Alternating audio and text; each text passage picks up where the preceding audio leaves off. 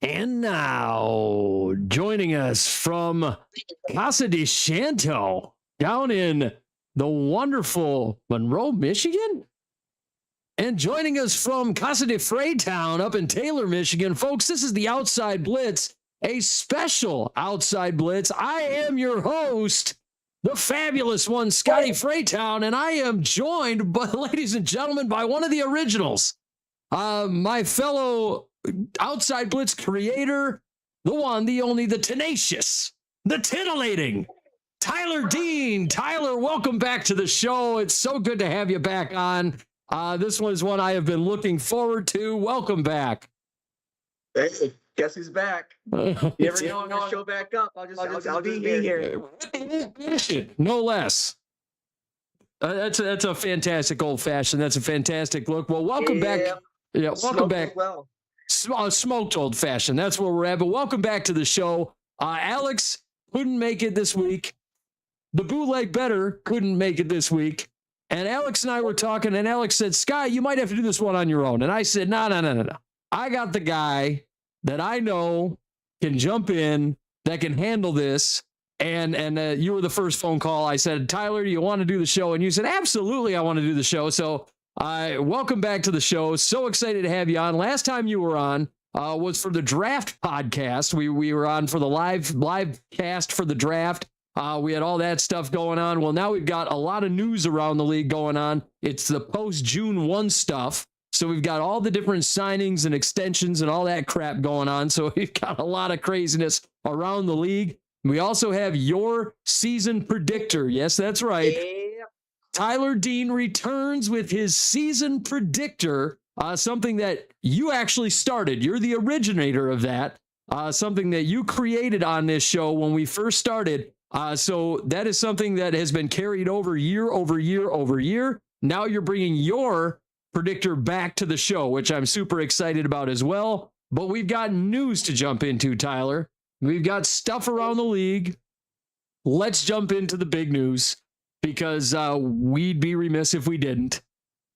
Which one? Well, I'm going to start with the biggest of the big. The biggest of the big. The Browns have traded defensive end and edge rusher Myles Garrett to the Rams in exchange for edge rusher Jared Verse, a 2027 first-round pick, a 2028 second-round pick, and a 2029 third-round pick. I hate this trade for the Rams. I love this trade if I'm the Browns. This is a trade that and people will say I'm crazy. I think that the Rams gave up way too much. And if Verse was still on the team, I'd feel completely different about this trade. But I do not like this trade. Tyler, where are you at? You know, when we were talking when it first came out, I was sort of okay with the first and Verse and drop it there. Sort of. But once I saw the second come out and the third come out, the fourth like what are we doing? Jared Verse on his way to being one of the he already is one of the best players in a position in the league. And not in your Browns got to steal again. And Jared Verse. The Browns did a good Browns move for once in their life. It feels very lateral if you're the Rams. It's like a very lateral move. If you're the Rams, you gave up Jared Verse, who, like you said, is one of the best edge rushers in football. He goes out, he's been leading the league. He's around the top of the league in pressures over the course of the last several years. And now, 2 years. Yeah, he's been near the top of the league in pressures. Former first-round pick. He's one of the only I think it's like only one of 3 first-round picks that the Rams have made in 15 years. And now here we are. We have Jared Verse. You just deal him away, and it's great that you got Myles Garrett. I understand the excitement. Okay, I get it. All the excitement. He broke the sack record, whatever else. But now the Rams have put themselves in a position where if you don't win a Super Bowl, if you don't win a Super Bowl in the next 2 years with Matt Stafford under contract and with Myles Garrett coming to your team, then this goes down as a Herschel Walker trade. This goes down as a complete, it's a bust of a trade. You know, the Rams have embraced this F them picks thing. And now here we are, right? But what's hard to argue is it feels like a broken record of conversation about, well, because of that trade, the Rams got to go win Super Bowl now, and then we talk about the Stafford trade. That one panned out. But it's also hard to challenge them because these crazy ass push your pick and trade them out thing has worked. So it's a hard question it too. Despite me standing by my statement, this is a bad trade for them.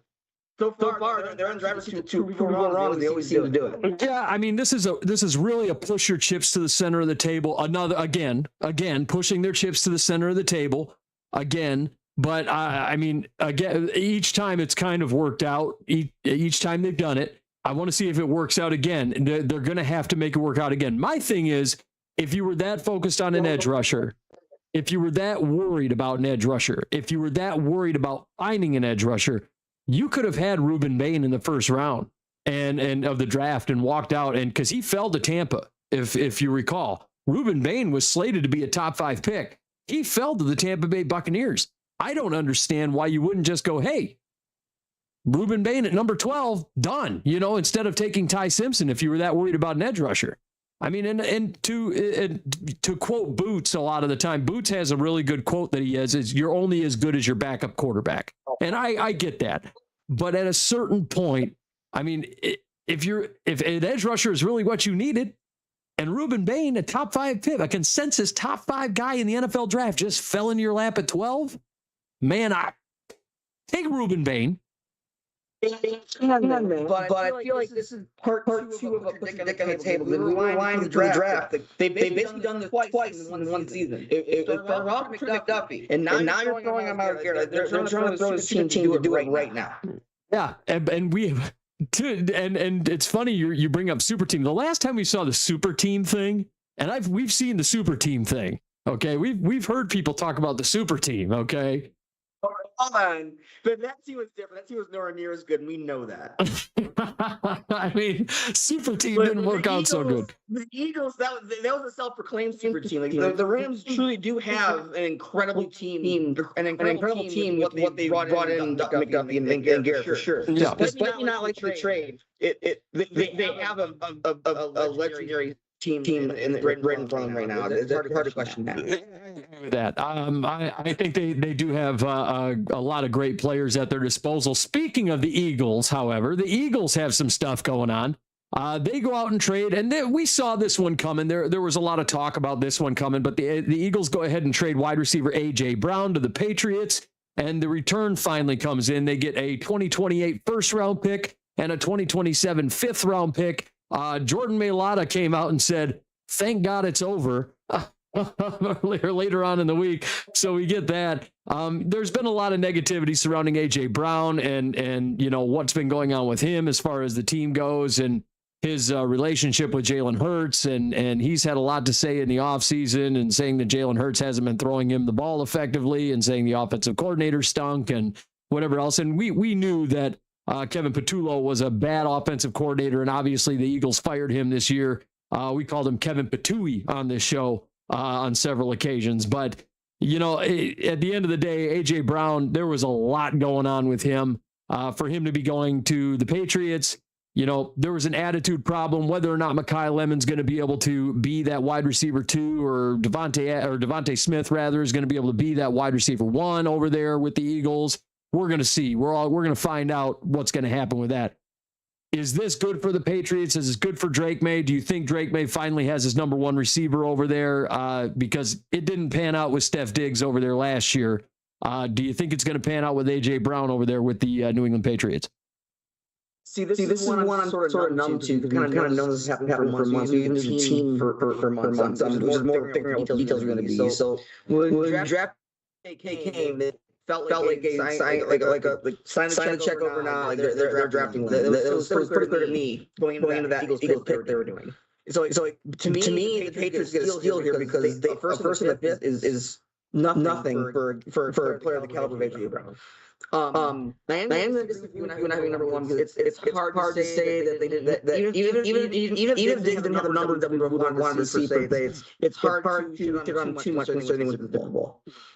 more Paisley set up for the Patriots. But I think AJ Brown is obviously much younger and in a better state in his career to be a much better number one for Drake May. Yeah, and Diggs, I mean, he was.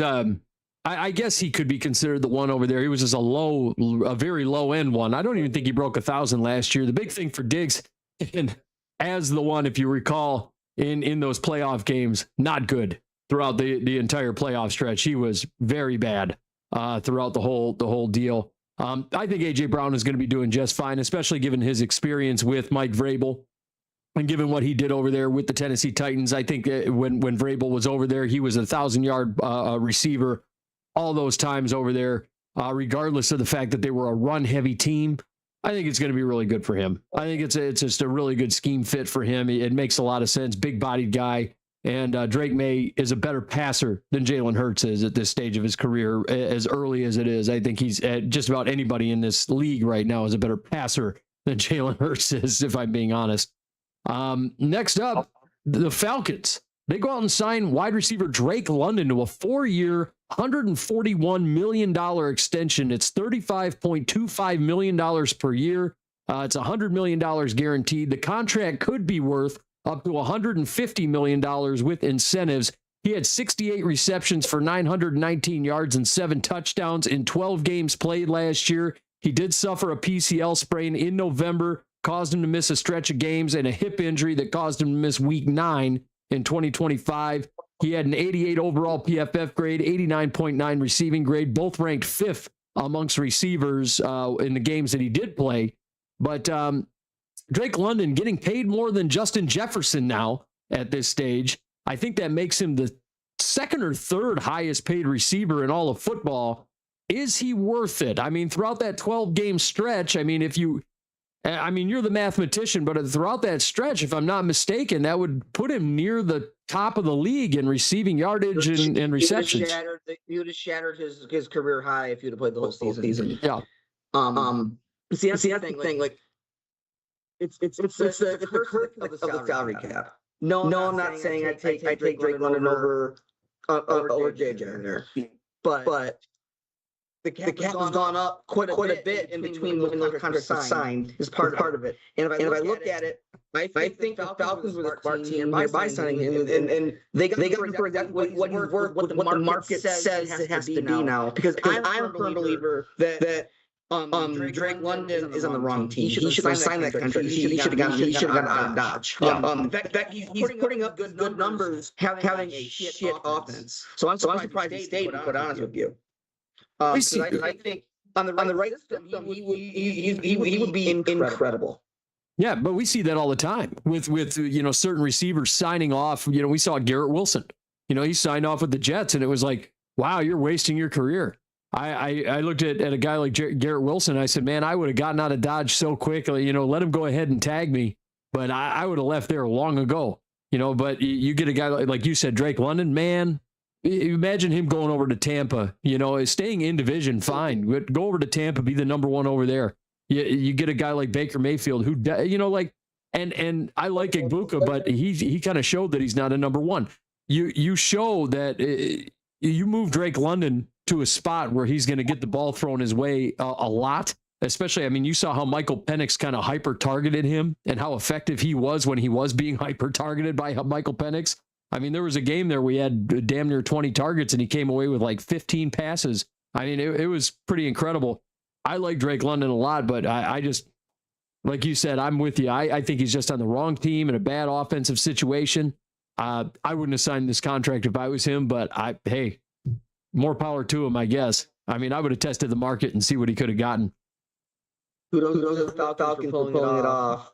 Yeah. But he's the kind of player that's good enough that if you get a decent quarterback in there, they're going to get by and win games. You saw him actually improve when Kirk Cousins came in. Yeah. At times. But really both Cousins and Penix have been inconsistent at times. They both benched each other at this point. Yeah, it's kind of one of those things. Yeah, now we don't even know what's going to happen with Kirk in Vegas. We'll see how that happens. And then they have Tua over there with Alex says he's hearing double from Tyler. So I don't know what's going on. Maybe he's got both up, but we'll see what goes on with that. But also wide receiver Christian Watson.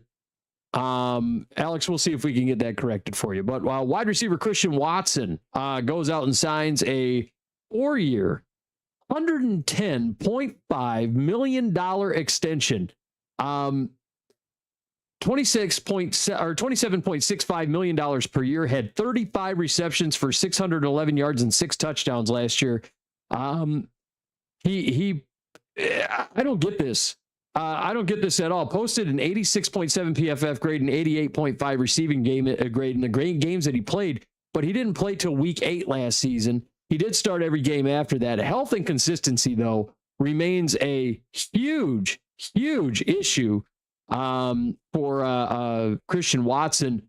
He has yet to have a season where he breaks 700 yards. I don't get the logic here of having him signed for that much money. I just don't get it. This doesn't make any sense. It's a huge signing. This is like a Brandon Ayuk contract that he hasn't earned one bit. I don't understand why he got signed for this amount of money. Tyler, where are you at on this? I'm right there with you. I saw that contract right away and wasn't sure what we're even thinking here. Right? So I share your sentiments here. It just doesn't make sense to me. The whole thing doesn't make sense. I don't get why you're signing him to that amount of money. I don't understand why you're even bothering giving him that sort of money. This is a guy that he has not been good basically throughout his entire career. He just hasn't been good. I don't understand the logic. I don't get it. And Alex in the chat says this signing didn't make sense to me either. I don't understand why he's making that sort of money at all. $27.65 million doesn't make sense to me. Just seems silly. I don't understand what the hell the Packers are thinking at this point. I wouldn't even come close to giving him that amount of money. But hey, Christian Watson, I mean, keep cashing them checks, I guess. Also, the Steelers, this is a signing I like. The Steelers signed linebacker Nick Herbig to a 4-year, $100 million extension, $25 million per year.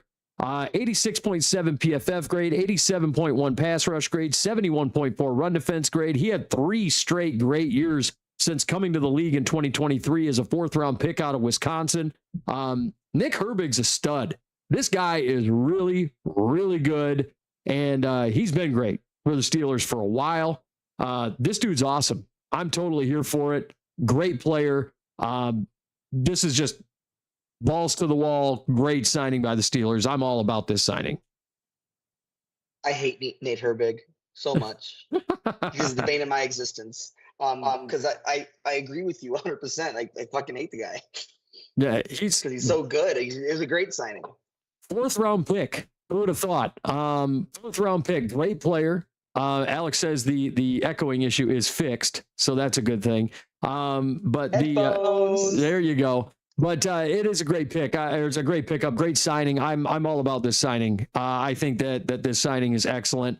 I do think that the signing has been a really smart one by the Steelers. And if you recall, their new defensive coordinator is a former linebacker himself. So the former linebacker and former linebackers coach from Vegas. So yeah, great pickup there. Also, speaking of linebackers getting signed, the Seahawks signed outside linebacker Derek Hall to a 3-year, $42 million extension with $21 million guaranteed. That's $14 million per year. He can earn up to $46.5 million on the deal with incentives. Derek Hall, if you recall, had 2 sacks and a forced fumble in the Super Bowl last year. Dude went on a torrid run through the playoffs. I like Derek Hall a lot. I think he's a really solid outside linebacker for the Seahawks. Getting him locked down to a deal like that, they got him actually a player of that caliber, getting him locked down on a dime like that. I really like this signing. This one is really good for them, fits their scheme. This is really excellent for the Seahawks. It is quietly one of the best signings we had this season. You just look at like years, dollar value of the team. I don't think a lot of teams really they didn't see the full value. I think a lot of fans see the same. Like they look at the stat line, see this little bit of contribution he had, but when he had it was so important and so incredible that Seahawks saw exactly what they needed to do, and they took care of it. Oh yeah. They just handled business. Another guy that took care of business last season, the Steelers also took care of Darnell Washington. They got him signed to a 4-year, $42 million extension. That big, as Alex calls him, that big triple cheeseburger eating SOB. They go out and sign him to a $42 million extension over 4 years. It's $10.5 million per year. He had 31 receptions for 364 and a touchdown last year to a 65.1 receiving grade. But he's more of an inline run blocking tight end. He posted a 73.1 run blocking grade last year with a 68.4 pass blocking grade. Just a big bastard. A guy that size should not be able to run that fast. It should be illegal. And there are moments where I saw him running down the field to make blocks, and you started fearing for the life of certain players in certain corners. It was like, oh, that tight end's going to kill somebody, because he's about the size of a left tackle. And he's got signed to that 4-year extension. I think the Steelers did a great job getting him locked down. He's going to be really good down the stretch for the Steelers for the long term. I think they did a really great job with this. Mike McCarthy loves having tight ends like that. If you recall, he had a lot of tight ends like that over the course of his time in Green Bay. He had tight ends like that, and he likes big-bodied tight ends. Jake Ferguson is not a small man. So when he went and got him in Dallas, he likes those big-bodied guys, and this is no different. He probably took one look at this guy and said, yes, and signed him to a deal. How do you feel about this one, outside of hating that he's a Steeler? It's one of those things because he's a lot more of a traditional type tight end. Yep. But you talk about big body tight ends, I feel like he makes all big body tight ends look tiny. Oh yeah. Is there really better than his size like this? I don't. The dude's massive. You know. The stat line is that 30 something yards.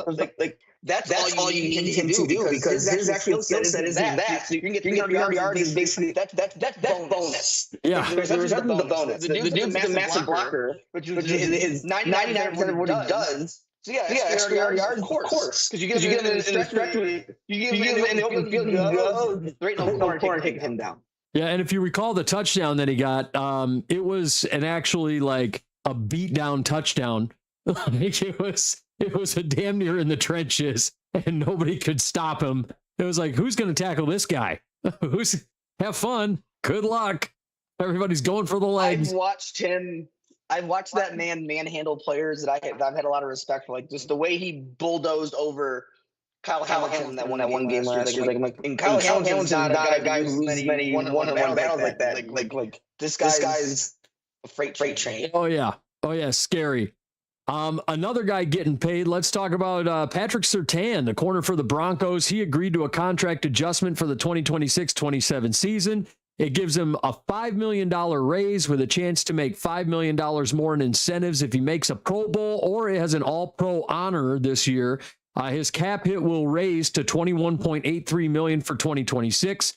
His future cap numbers are $26.2 in 2027, $29.2 in 2028, and $32.2 in 2029. So Patrick Surtain is easily going to be the top paid corner in all of football here down the stretch. But this year he'll be, actually pretty middle of the road, to be perfectly honest with you. And he's still one of, if not the best corner in football. I mean, he plays incredibly well every year. I feel like we spotted that when he got drafted. We saw him coming, and every one of us said, that's going to be a great player. And he's turned out to be a great player every single year. He's been phenomenal. Just like Derek Stingley was another one. You know, that first year for Stingley was horrible. And then after that, he was off to the races. Surtain got off to the races right off the rip. Here we are, Patrick Surtain getting paid like he should be, near the top of the league after this year.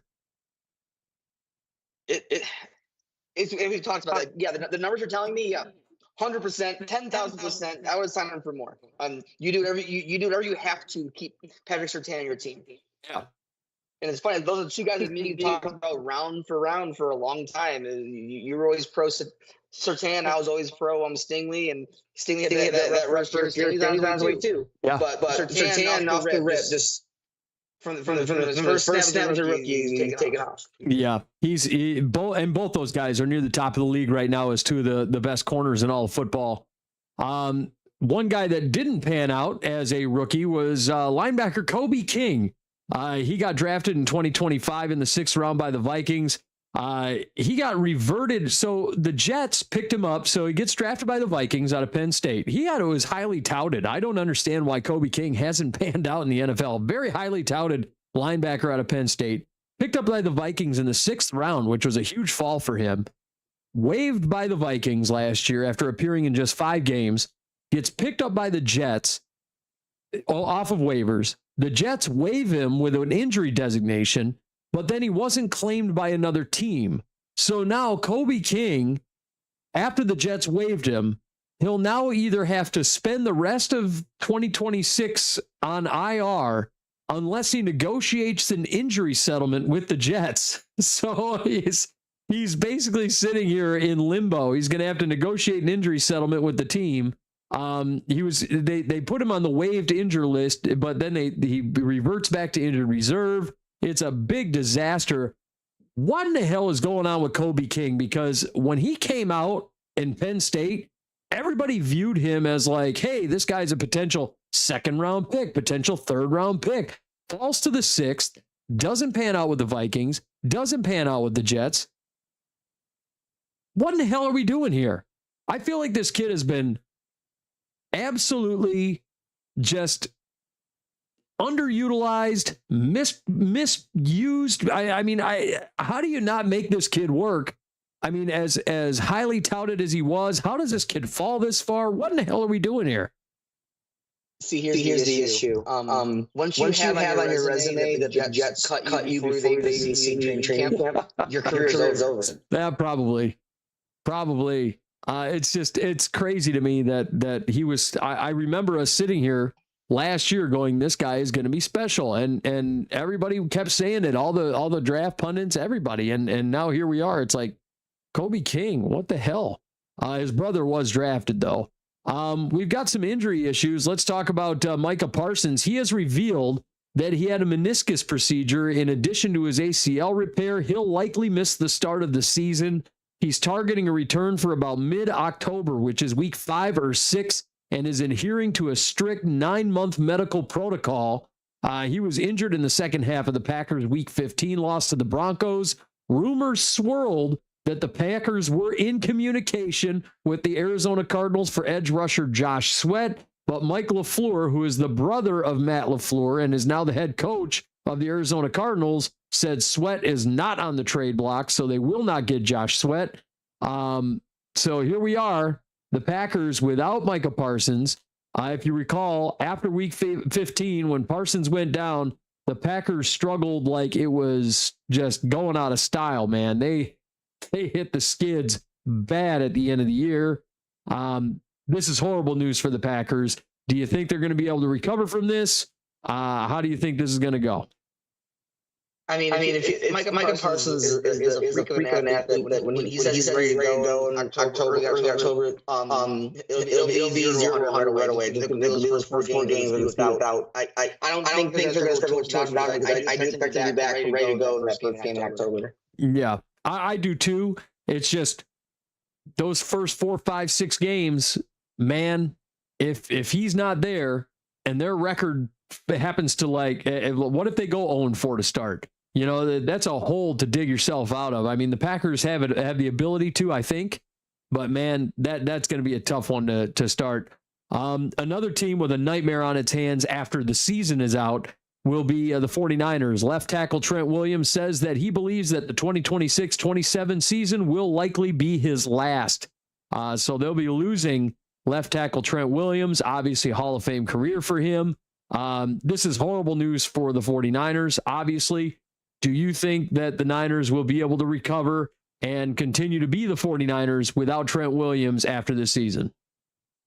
That's a massive hit, but it's also one we all kind of knew was coming eventually. We're already on borrowed time with him. In my eyes, like it was always coming. They had to have known that. Yeah, they haven't placed him on them. Yeah, they haven't really made the move to fix that situation and get the next guy up per se. And they've had plenty of opportunities to. And Alex says it was inevitable, but Trent Williams was the glue that held the 49ers together, and he's not wrong in that situation. Speaking of the 49ers, they also went out and signed safety Ashton Davis to a one-year deal. If you recall, Ashton Davis, he started for the Jets a while back. He played extremely well with them in 2023 and 2024.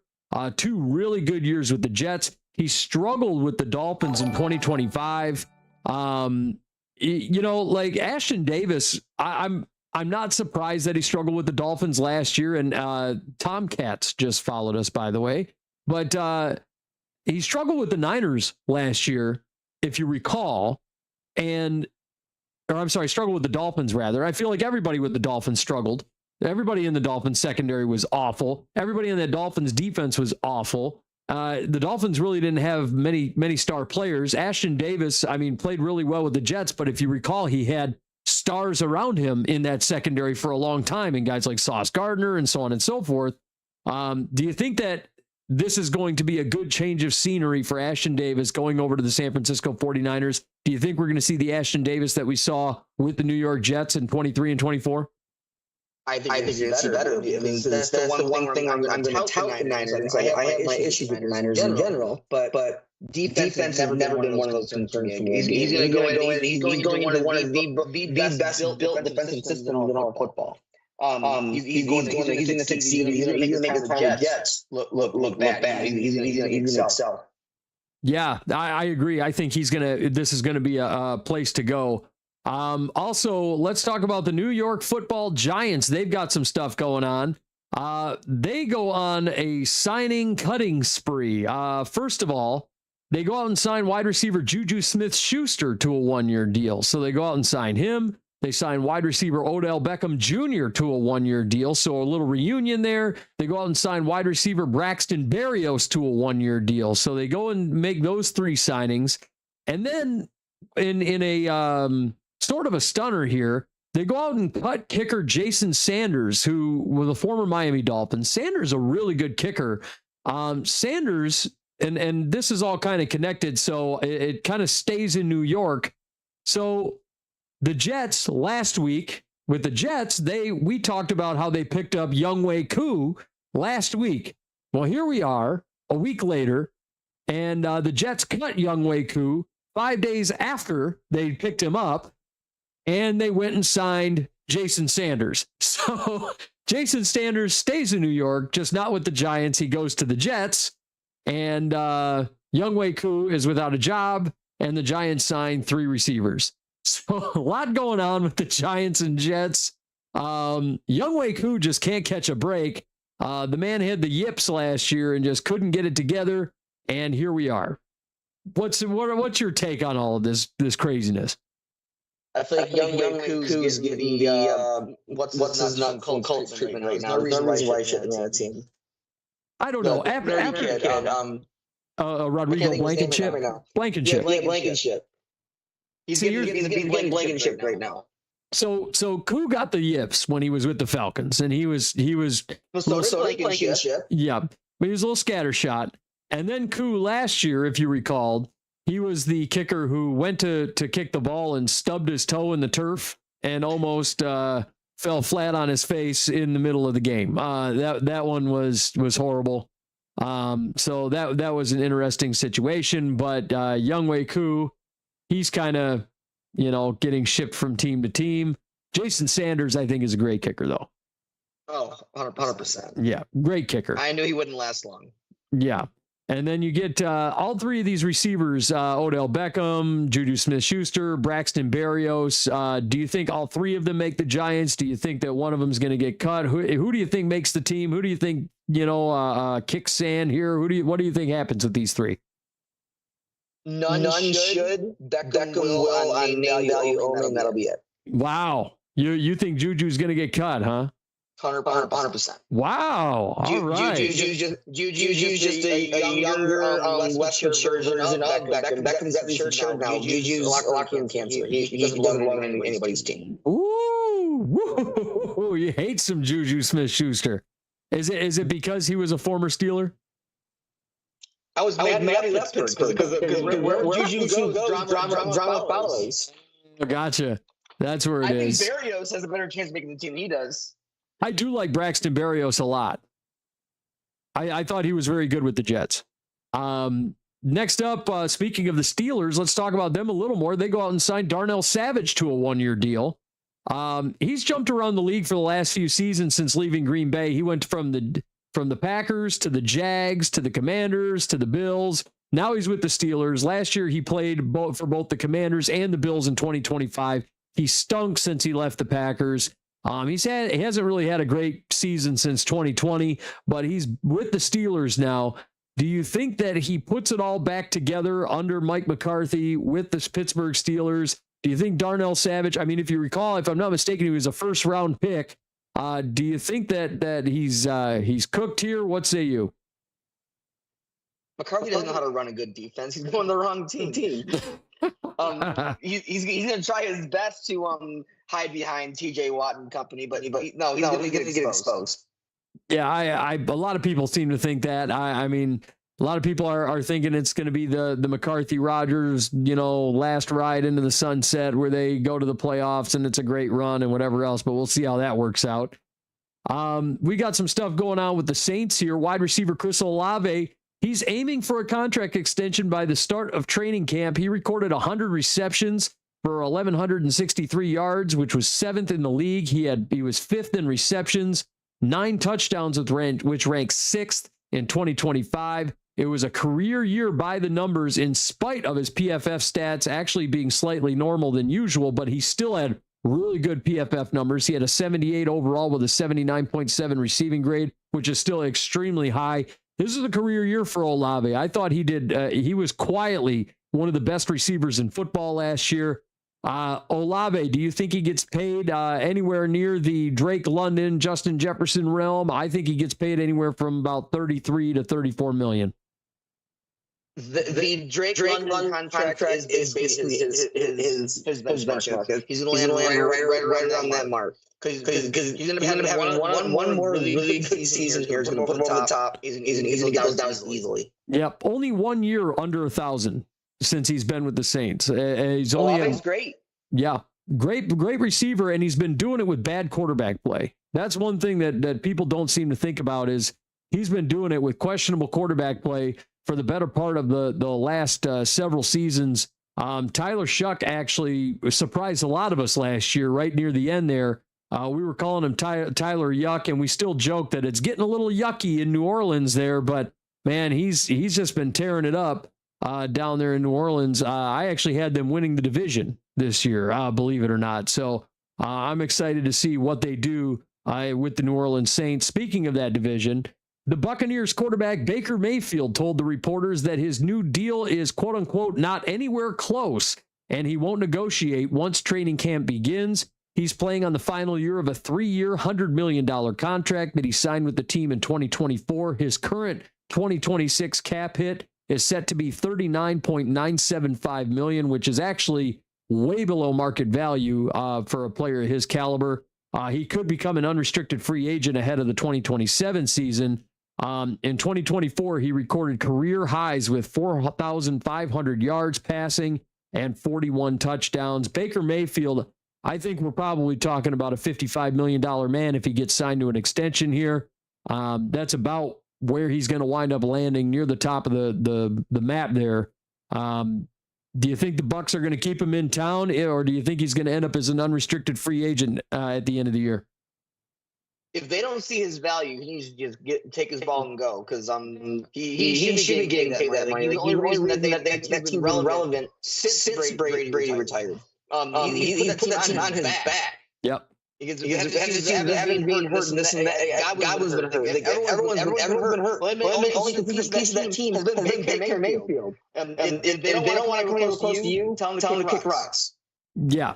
if I was Baker Mayfield, I mean, I would be looking around and going, there's teams out there that could use a high end quarterback that he knows he could take. I mean, hey, I feel like I say this every offseason. Hey, Minnesota, I feel like that's a constant gag on here. Hey, New York Giants, even though you got Jackson Dart over there. Hey, hey, New York Jets. How about that? There's teams out there that need quarterbacks. There is one, because it's not Giants, it's not Minnesota, because they have their piece at the moment. You're jumping on the Kyler Murray thing, but there is one team who's about to retire right now. For a fact this is last year playing. Go to Pittsburgh. Yeah. I mean, that would be a fit. That's the only move. Yeah, you want a guy with an attitude up there in Pittsburgh, and you want to talk a guy with an attitude. There you go. I mean, he would fit exactly what they do in Pittsburgh there. I mean, that's a Baker Mayfield type move. But man, it's just wild. It's wild to think that the Buccaneers would consider not paying him, and it's wild to consider that the Buccaneers are going to consider they're going to have to consider going into the draft and finding themselves a franchise quarterback down the stretch if they don't sign him. It's just crazy to me. Especially they freed up all that cap space with Mike Evans walking out the door. I don't understand it. Next up with the Eagles, they go out and have defensive end Brandon Graham. He was released in it was an expected move as a post June 1 cut due to the language from his contract. Graham returned from a brief retirement last year, signed essentially a 1-year deal, but he had a string of void years remaining, and his post June 1 release saves the Eagles $1.3 million on the cap. So Howie Roseman doing just what Howie Roseman does. And then he follows it up by signing running back Elijah Mitchell to a 1-year deal. So he takes that $1.3 million and basically applies it to Elijah Mitchell, which I actually don't mind at all. I like Elijah Mitchell when he's healthy. And that's going to always be the tag on Elijah Mitchell is when he's healthy. Because when Elijah Mitchell is healthy, he's one of the better running backs out there. One of the better backups, I'll say. But he hasn't been healthy for quite a few years now. But when he gets on there and he's healthy, we've seen Elijah Mitchell tear it up on a couple of occasions. I want to see what he can do in this Philadelphia scheme if Saquon goes down. And that's the thing. For the price they got him, that's a beautiful purchase in Elijah Mitchell for what you got him for. And if he's healthy, he's going to be a great tandem to Saquon Barkley. Yeah, I like that signing a lot. I think it makes a lot of sense. Some good news for the Chargers. Offensive tackles Joe Alt and Rashawn Slater, they're expected to be fully cleared from their injuries. If you recall, Joe Alt had an ankle injury. Rashawn Slater had a torn ACL last year. They're fully cleared from their injuries. They're set to be ready for training camp. How huge is this for Justin Herbert? We're talking about a team that already made it to the playoffs and did this without having it. The team, despite missing their two best players, two of, still got the job done. Back. It's going to make Chargers a very dangerous team this year. Yeah, it's huge. I think that's a huge deal. The Commanders, they made a very quiet move, and actually one that I'm not entirely mad at. They go out and sign journeyman tight end Anthony Ferkser to a 1-year deal. He played with the Lions the last 3 seasons. He only recorded 8 receptions for 53 yards, but his best season was in 2020 as a member of the Titans. More of a blocking tight end, if you will, in recent memory. But if you recall, he did have a little stretch with the Titans there where he had a 300-yard season, 350-yard season. I am not entirely angry at the Commanders getting Anthony Ferkser. Is he going to take the job away? So Zach Ertz, if you recall, has the torn ACL. I think this is Ben Sinnott's team. This is his opportunity, the senator, if you will. I think it's his opportunity to take over as the tight end 1 over there with the Commanders. What say you?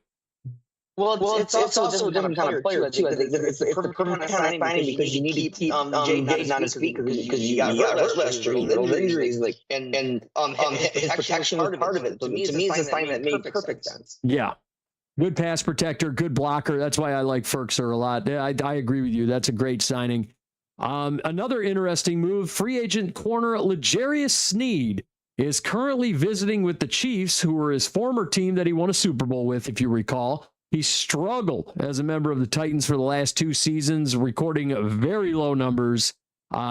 He was not the same after he left Kansas City and went to Tennessee. And Tennessee was already a dumpster fire when he went there. I would have never left the Chiefs if I was him. I would have found a way to stay, but they let him walk out the door. He goes to Tennessee, shits the bed in Tennessee. Now he's talking about coming back to Steve Spagnuolo's defense. L'Jarius Sneed, this is the smart move, right? This is the move. Go back to Kansas City. Yeah, cut your losses. Lift your wounds, go back home because you know it's working. Don't leave it. Yeah, and there it is. Also, former Seahawks, Giants, and Steelers quarterback Russell Wilson has retired. It's official. He was offered a spot with the New York Jets to be their starting quarterback, allegedly, and he turned him down. Imagine this. You are offered to play football and make millions, and instead of playing football with the New York Jets, you realize that the Jets were just that bad, and you said, nah, I'm the most awkward dude in the league. I'd rather go be awkward on national television, and I'm going to go be awkward on CBS. He accepted a broadcasting role with CBS, so Russell Wilson has officially retired. He will be a broadcaster. And that is that. Calls it a career. And in the most awkward post I think he could have ever made, he says, "Thank you, football," is what he said, rather than saying thank you to the teams or whatever. Thank you, football. Broncos country. That's right. Well, CBS, let's ride at this point. I mean, I don't understand it. Speaking of Broncos country, Jonathan Cooper, he got arrested and held at the Douglas County Jail in Colorado this week on suspicion of criminal mischief with a domestic violence enhancer. According to the police affidavit, Cooper and his girlfriend were both arrested after an argument and a physical confrontation that began over cheating allegations, including both their cell phones being damaged. According to the records, he was arrested at the Parker Police Department at 11:16 p.m. on Thursday, formally booked into the Douglas County Jail at 2:38 a.m. on Friday.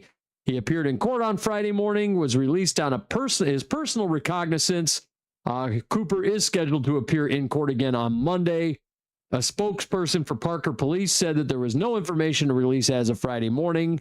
We are aware of the matter and are gathering more information, according to the Broncos. That's what they said in a statement. Cooper is set to enter his 6th season with the Broncos, second on the team in sacks this year. He had 8 in 2025. And the Denver Broncos also set a franchise record in sacks with 68. He attended the team's offseason program, including Thursday's OTA practice, signed a 4-year, $60 million contract extension in 2024. But at the end of the day, you're a big dummy, Jonathan Cooper. So that's basically what we get there. Jonathan Cooper, do you think he gets suspended? Do you think he gets released? What do you think the consequences are going to be of this whole thing? I weirdly don't see anything happening. It feels so low until the point where you have to have maybe a game. I can't see much happening, if I'm completely honest. Wow. There's supposed to be a lot of just not a lot of going. I don't know. Yeah, these are the types of things, like every now and then you hear one like this. It could end up being a suspension. I could see it being maybe a game or two. To be honest with you, the league has been having a little bit more of a crackdown on these things. But we'll see what goes on with that. And then last but not least, my Vikings made their official general manager hire. Former Seahawks assistant GM Nolan Teasley is the new general manager of the Minnesota Vikings. So welcome to the team, Nolan Teasley. I like this hire a lot. You hired a guy, comes from a team with a Super Bowl pedigree. This one was kind of interesting. Teasley, one thing that I like that the Seahawks do is not only do they build in the trenches well, but they draft corners extremely well. And when they do draft and they do handle things in the draft, they handle team need. That is something the Vikings address heavily, or need to address heavily, and that the Seahawks have addressed heavily. If you look at what they did with their corners, they needed corners. They went out and got Witherspoon. They got Tariq Woolen. They went and found players that are going to be filling team needs, and they do it well. That's one thing that I think Nolan Teasley brings to the table. I'm excited to see what he does as a general manager. I hope that he goes out. I've been bitching for 5 years now about how we need corners. This is where we're at. Give me corners, please. You might actually draft one. I hope so. Give me a corner. For Christ's sake, give me a corner, somebody. So I'm hoping that there's a corner. But at this stage, Nolan Teasley is the new general manager. I'm happy with it. Welcome to the team. But with that, that's our news and notes around the league. Tyler, let's jump into your season predictor, though. I'm excited about this. Your season predictor. I wish we could. I wish I had a way to display it, but that's okay. We'll just go through it while we're here. I'm fired up about this, though. The Tyler Dean 2026-27 season predictor. You can start with whichever division you'd prefer. Let's jump division by division. And if you have any news and notes about that, about how things fell. I know I had a lot of, one thing I'll point out about that took place on mine in particular, and I don't know if yours was the same way, but you and I think a lot alike in these things. A lot of stuff came down to week 18 for me. A lot of stuff did. A lot of stuff, and there were certain teams that I had missing the playoffs that went like 11-6.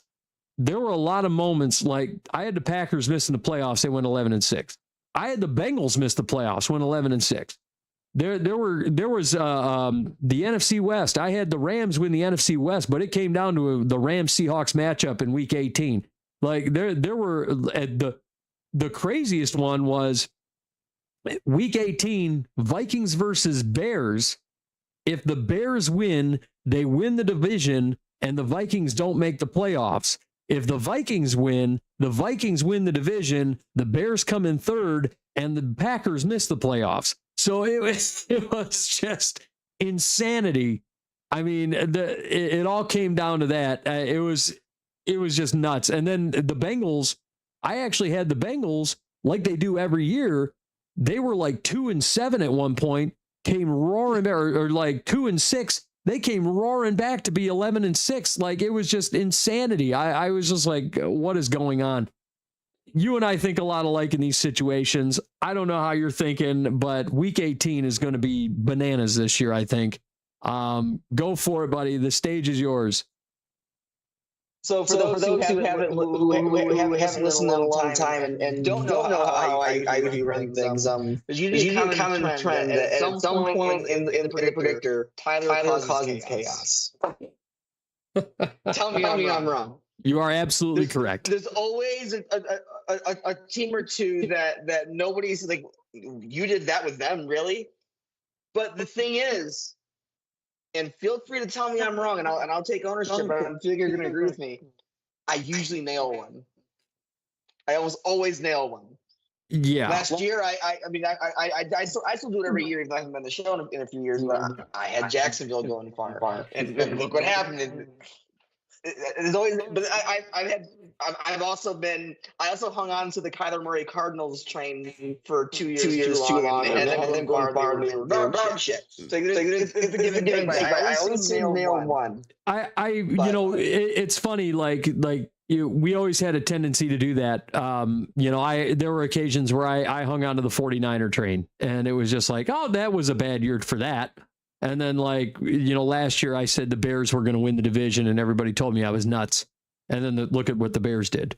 It's like, oh, well, here we are. We always happen to nail a couple of them where it's just like, oh, we saw that shit coming.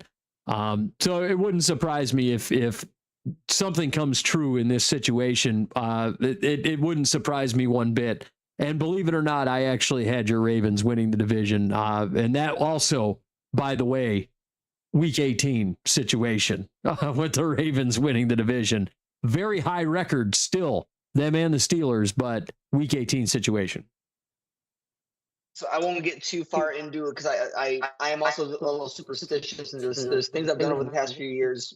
Every time I do this happens. Every time I do this happens. Then, but I'll go through the story right to that point when it comes to that. But yeah, so I'm gonna go the way it has on the AFC. I'm also gonna say what seed they ended up, so I don't forget later on down refresher there. So on my end, I'm looking at the AFC side. We're gonna start with the AFC North.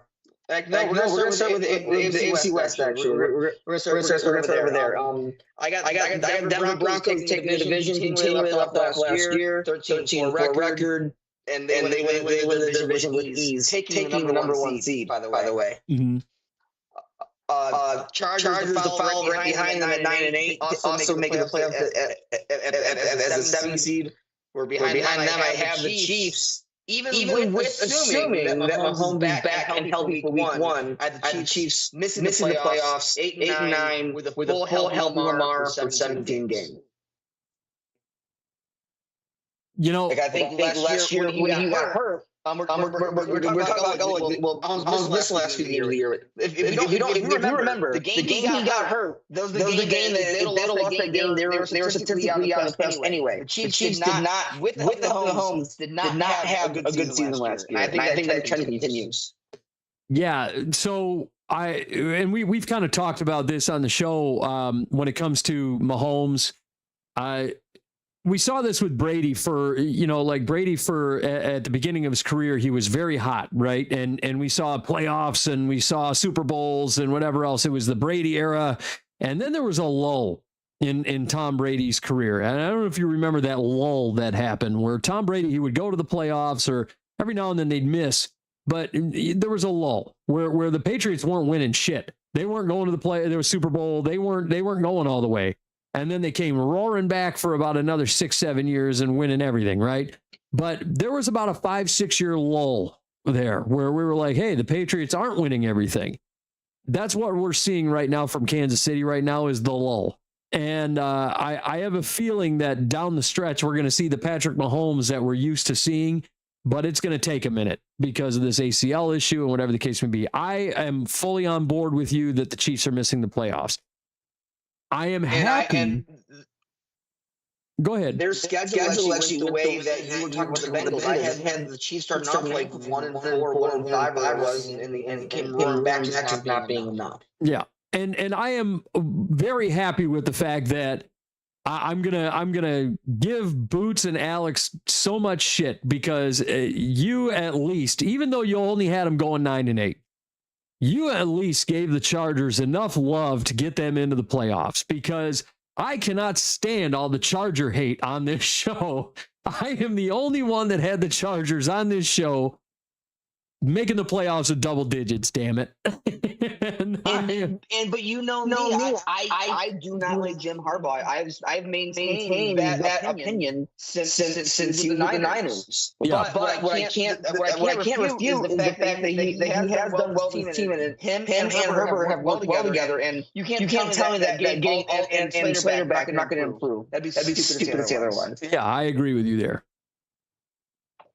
Which does leave last in the division being the Raiders. I do have winning 6 games, which I think is important because I think that Mendoza is going to be, well, not on the first year, he's going to be a nice breath of fresh air that this team needs. So it's going to be a positive first year for him. It's going to also equal being a last in the division because this is our division. Yeah, I agree with that. It's going to be a tough go. I honestly don't think they're going to give him the start to begin the year. I think this is going to be the Kirk Cousins show, and that's going to be sort of they're going to sink him a little bit there before, and he's going to have to try and dig his way out, to be honest with you. That's kind of where I think it's headed. And that very well could be. And I have always been a supporter of Ben Ricky for the first season. Yeah. Always. So I'm all for that. Yeah. Going to the East. I have the reigning AFC champions, the Patriots, taking that division. Also going 13-4, taking number 2 seed. Right behind them, Buffalo being 12-5, taking the 5 seed because you by default you got to be 5 or lower for wild card. But they're going to be going the last game of the season neck and neck with the Patriots just falling short. But then there is a 10-game drop from the 12-5 Bills to the third place team, the 2-15 Miami Dolphins. And I'm going to put together because we're talking to the worst team in football. The Jets going 1-16. I am surprised that even with the big time draft that the Jets had and all the moves that the Jets made and the improvements that they made on this roster to go younger, that you got them going 1-15. I do think the Jets are going to be better than the Dolphins because the Dolphins are just horrible. I mean, there's nothing there. There is nothing. I mean, you want to talk a team that I had a hard time not making them go 0-16. It's that bad.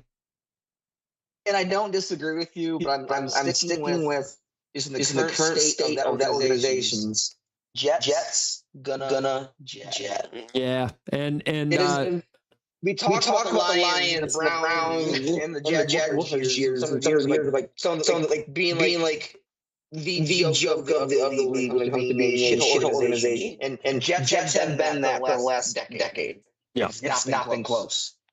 And these Browns show some light in their organization in the last little bit. Despite bad decisions, whatever the case may be. Browns are at least trying to do shit. The Jets are just... Yeah. They're moving slower than a snail. And until then, I don't care how good your draft was. Until you show me otherwise, I'm not giving you any love in getting through a season by game and getting more than a couple wins. Yeah, Boots I think kind of put it best where he kind of said, they're going to wind up firing Aaron Glenn this year. And then whoever winds up coming in is going to wind up having a situation where not only do they have because the Jets had a really just extraordinarily good draft this year, but whoever comes in after Aaron Glenn is going to wind up having really good players at their disposal. Plus, they've got all the draft picks that the Jets collected for the upcoming season. So they're just going to have stars upon stars. And this is going to be a whole team that Aaron Glenn put together for the guy that came behind him. But I agree with Boots and I agree with Alex. I think Aaron Glenn's going to wind up getting fired this year at some point. But I don't think the Jets, I would flip-flop the two, but no, I can see why you would put the Jets near the bottom or at the bottom of the division. We're also splitting here. We're talking two bad teams. But Jets, just the way the organization runs, been absolutely terrible. Yeah, and every you think about all and it's not just one piece of evidence. Like look at Rodgers going to Pittsburgh afterwards, just one piece. Geno Smith left after being dog shit in New York and went on to be a multi-playoff team. Sam Darnold won a Super Bowl. So when you leave New York, you're actually good. You actually get your potential. Hey, you need a quarterback. Go sign Zach Wilson. You never know. Yeah. So we do move down to the AFC North, where in a division that's usually pretty much of a dogfight until the end of the season. I think for the first time in a long time, that's not going to happen. Really? And you know me, despite being a Ravens fan, I always have that division being a dogfight. Like no more than a game being different. Like I know how this division is. It's AFC North football. Sure. However, and I guess I know you guys talked about this months ago, but personal take on John Harbaugh being fired as much as he's my favorite coach of all time. I also think there's a certain part where there was some hindrance going on because we look at how many games John Harbaugh has allowed this team to be up to three scores and a game ends in a loss. Yeah, there's a certain ability where as much as I used to crap on Tomlin about just being don't with emotions, I think Harbaugh does he just hits the brakes, and I think the way this team is supposed to be ran, the moment you hit the brakes, you're shutting the fuel off. It's a team that's just let him run, let him go. I say run is generally, you know what I mean. The way that team is meant to operate, you can't tell them, hey, it's time to hit the brakes. Right, so right. I don't think Lamar and John Harbaugh together, despite being my favorite player, one of my favorite players of all time, my favorite coach of all time, they together aren't the best combo. And I think the best situation for Ravens is that younger coach. I mean, in hindsight, I wish we would have Mike down right now. We'd let John Harbaugh go 2 years ago. If we knew we know now that Harbaugh wasn't going to be the coaching, right? It's easy to say that in hindsight, but we all like Mike down. You remember me saying we lost him, like, man, this would be a great guy to be the successor. But I think I like Jesse Minter. I think he's got the mentality to let your talent do what they do. So I do have some confidence when it comes to how this team's going to be this year. And again, Ravens drafted well. Eric Pickhoff's very well in his drafts. And I got Ravens while also being 13-3, winning the division, being the number 3 seed.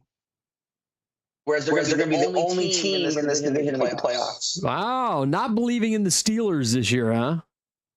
I in a back-to-back, we'll go Bengals and Steelers. This tells me Bengals are going to be higher. Bengals and Steelers both 9-8, both just missing. I'll start with Steelers as you mentioned them.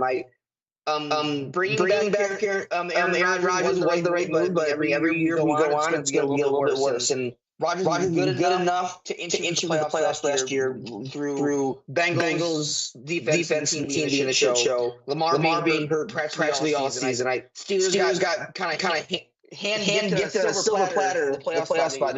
Rodgers just had to be good enough. Right. I think you're going to be just one step behind what he was last year, and it's going to be just up against the playoff. Hell, I mean, the Flowers giving another winning season, which Steelers love to tout about, right? But it's going to not be enough. On the Bengals side, can go round and round, in my opinion, on Joe Burrow. I think Joe Burrow is amazing. But I also think Joe Burrow can't stay healthy, and he does a team that gives no shits on his success or his safety. He's been the ultimate Ferrari at a tear apart for the last 9 years now. Yeah, I agree. I think Joe Burrow, he's just been in a horrible position. They invested all that money in the offense, which is great, but they never got him a great offensive line. Didn't really invest in the offensive line. Then they didn't really invest in a defense at all. The secondary's terrible. They had one guy on that defense that was worthwhile. They finally started investing in the defense, but it's kind of too little, too late. And they don't have the money now. You've taken all this money and you've got the highest paid receiver in football. You've got your other receiver is one of the highest paid receivers in football. You've got one of the highest paid quarterbacks in football. And you basically spent, I mean, we're talking $100 million on 3 players. That's where we're at now. I change it up. Like, even with that same $100 million players, where they were a couple years ago, had they drafted Penny Sewell over Chase. And this is nothing to do with Chase. Chase, as you know, is one of my favorite receivers in the league. I prefer to say he's in the same playing field as Jetta for me. But had they drafted Sewell instead of Chase, T. Higgins and Tyler Boyd at the time were good enough this team would won a Super Bowl. I think they probably could have. They might have needed more of one more playmaking receiver, but you could have gotten that in later rounds. Sure. But my point is they are where they're at because of their lack of protecting Burrow. Oh, I agree. I can agree with that. There was 5-1, and Burrow went down for 5 weeks. Every time Burrow goes down, it's the rest of the season. Yeah. Protect your prize player here. What are we doing? Yeah. So until they do that, I'm not. We'll never say anything bad about Burrow outside of staying healthy. I don't think it's his fault. I can't give the flowers and give them the playoff nod until they make that change. Now, defense is even worse now because there's already bad. They lost their prize piece from one of the best players in football, and Trey Hendrickson. Like, I can't see this team doing anything deep at all. Well, then he goes to a division rival on top of it. And then he goes over to you guys. So, I mean, it's like, okay, here we go. But I do think the Ravens take that division. And then I got Browns going last in the division. I got them winning 6 games, so probably a little better than where they were last year. Yeah. I think Sanders continues to improve, but they also just need to give him more help too. So it's going to be one of them seasons. They did get 2 receivers in the draft in Boston and Concepcion. So, I mean, I'm hoping to see a little bit of improvement. But if the Browns were smart, in my opinion, they should be dealing Jerry Jeudy at this point. He didn't step up the way that he needed to last year. Just 600 yards out of him last year as the number 1. Sure. I mean, I'm willing to give Junior a chance because they went through a quarterback carousel last year, figuring out what they wanted to do. Sure. Right. So, but yeah, you're right. He does have the help now. This is the year to kind of start figuring it out. Like, no one's going to be asking him, like, hey, you got to win division to make it work. Just show improvement. I think it's going to be that improvement year. Yeah, absolutely. But on the receiver, the other reason why I did what I did with Ravens too is they spent a lot of draft capital on getting Lamar real help that made sense for the scheme. Yeah, I agree with that as well.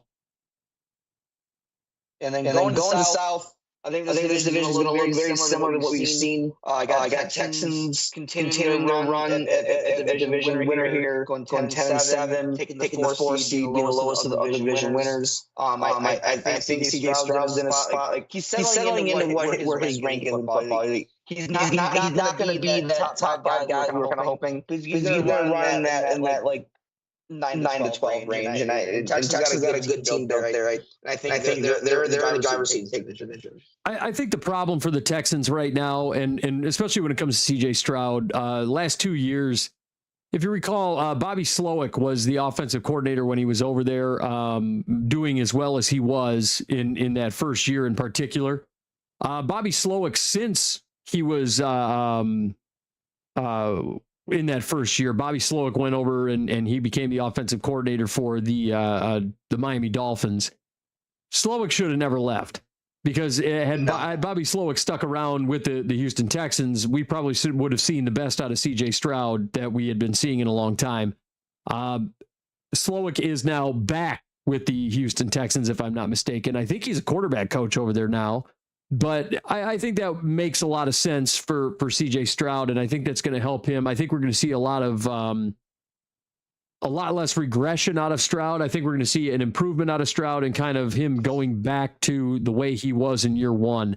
And as long as Stroud can stay healthy, Stroud's a good player. He's a good, young, 23-year-old quarterback with a big arm. He's ballsy. He throws the ball well. He throws into tight windows. I think he's the best quarterback in that division.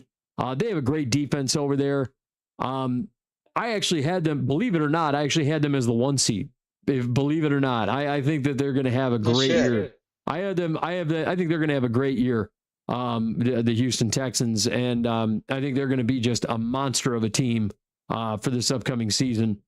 Get ready for C.J. Stroud. I think we're going to see a comeback year. And I don't disagree with you. I like C.J. Stroud, but he's also not the only quarterback in this division I like.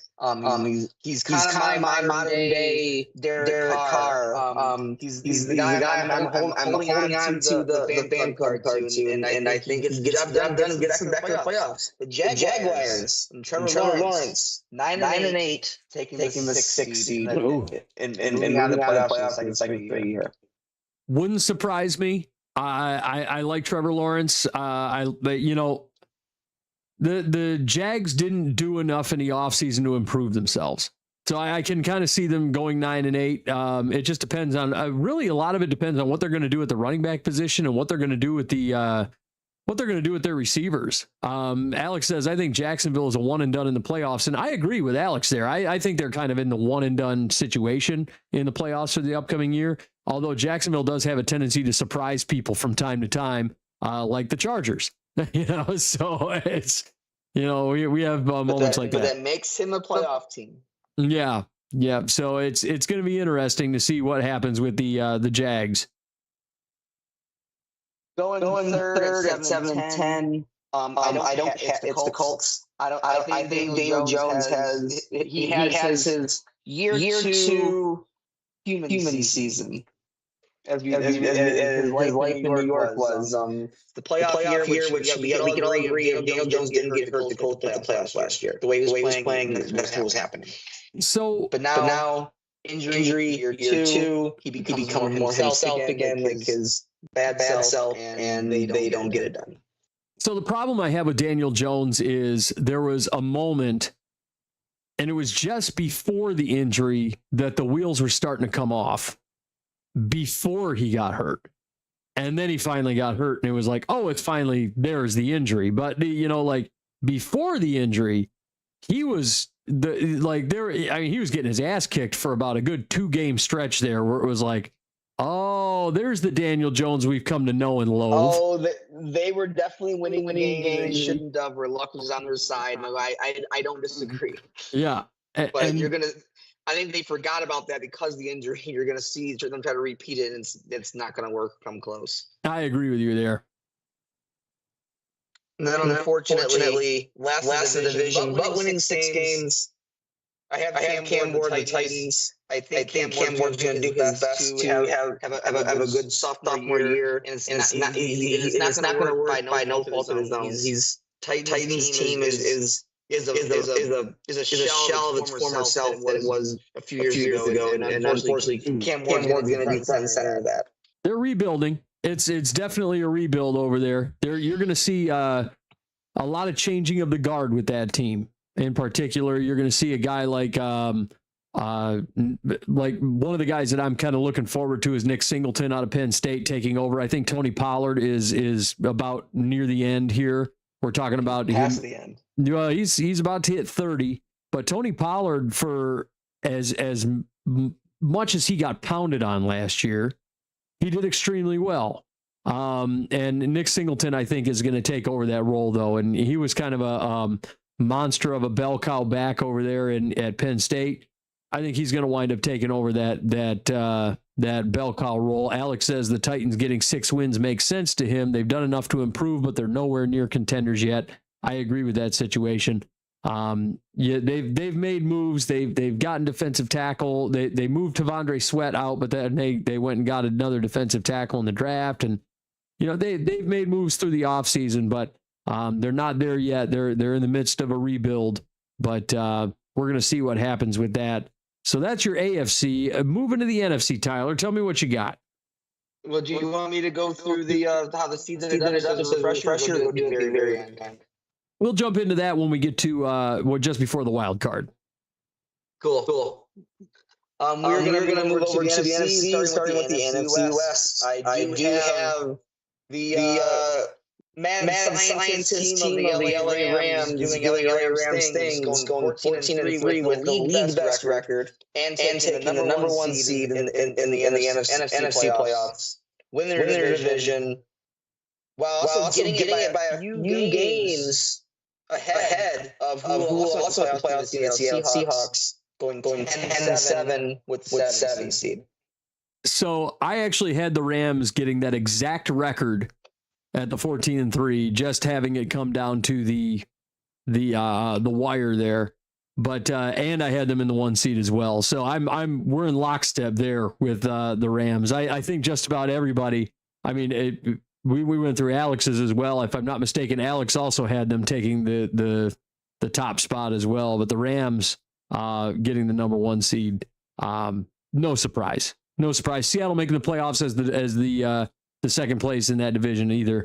No surprise there. I think the Niners are in for a rude awakening coming up here.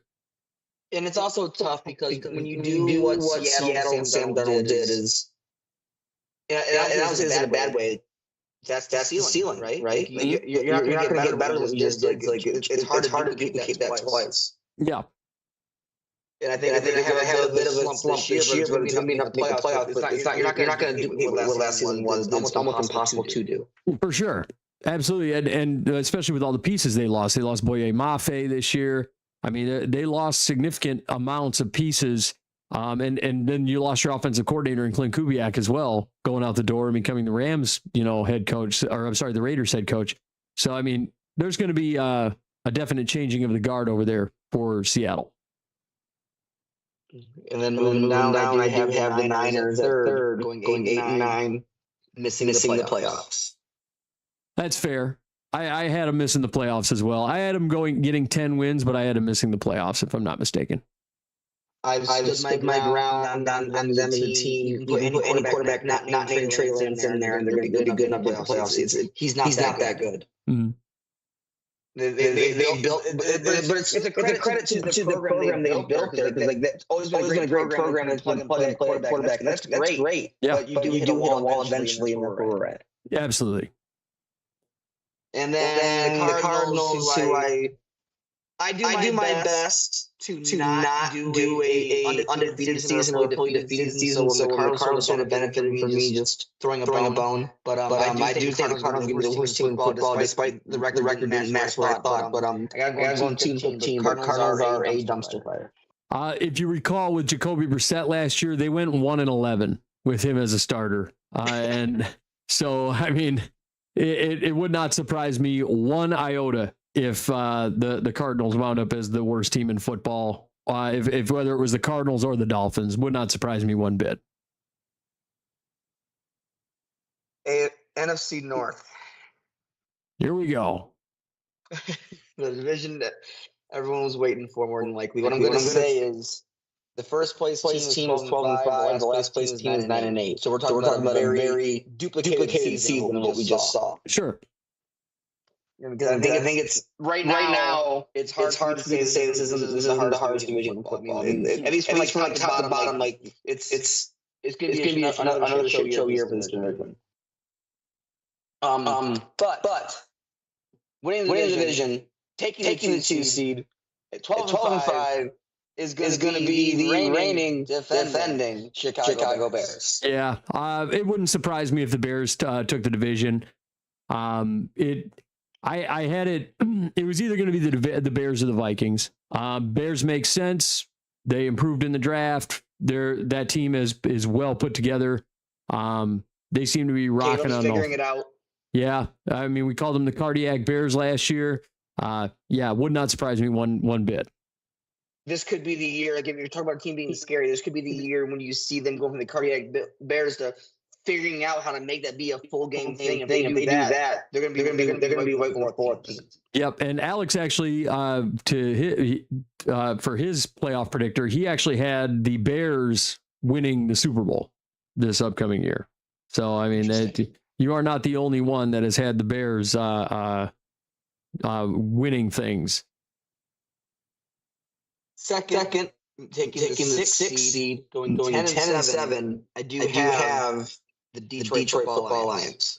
Wouldn't surprise me either. Wouldn't surprise me either. The Lions, they have one of the easiest schedules in football this upcoming year. I have some questions. My thing about the Lions is, did they do a lot to fix their team this year? No. Did they do a lot to improve things? No.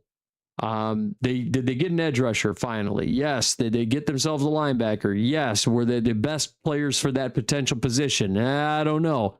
Yeah, they matched Dan Campbell's hippie drum circle, as we call it. I'm with that, but then at the same time, were they the best possible players for the position?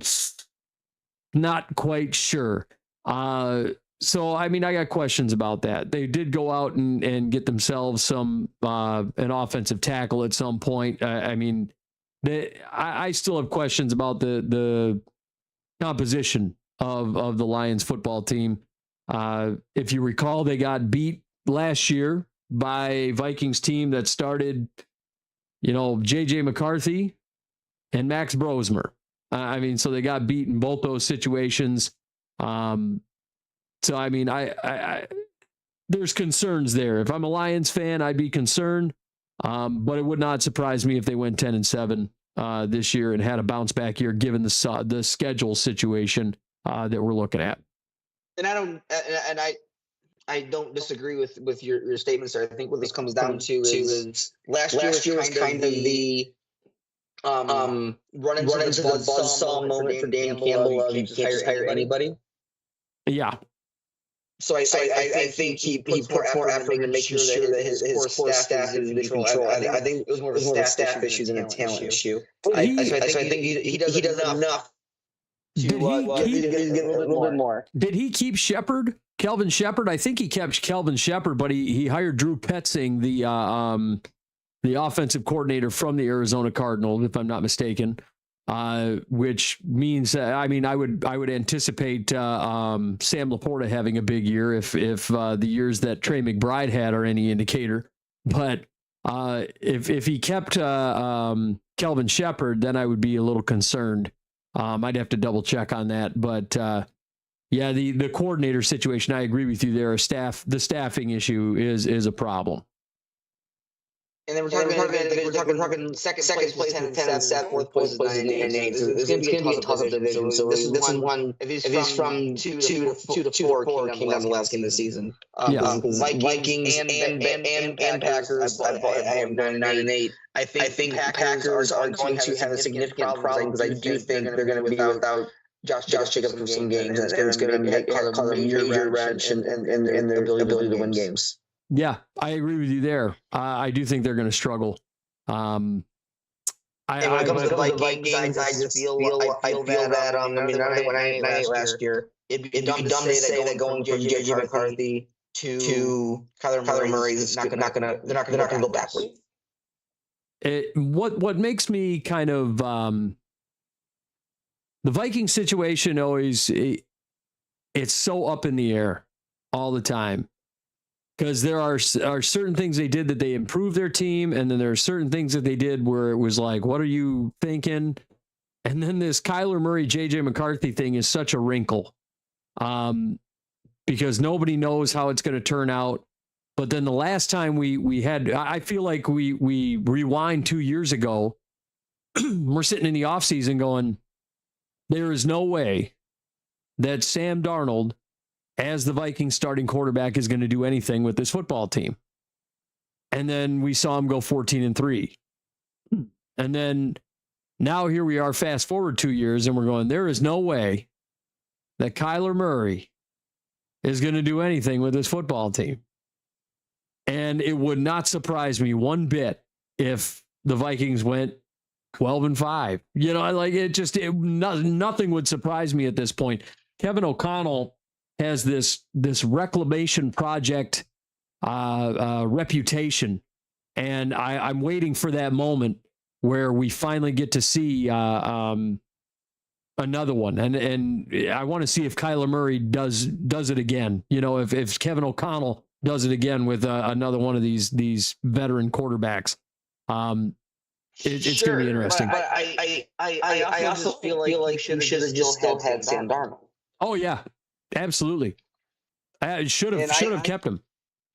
And for the record, I was saying the exact same thing before they got rid of him.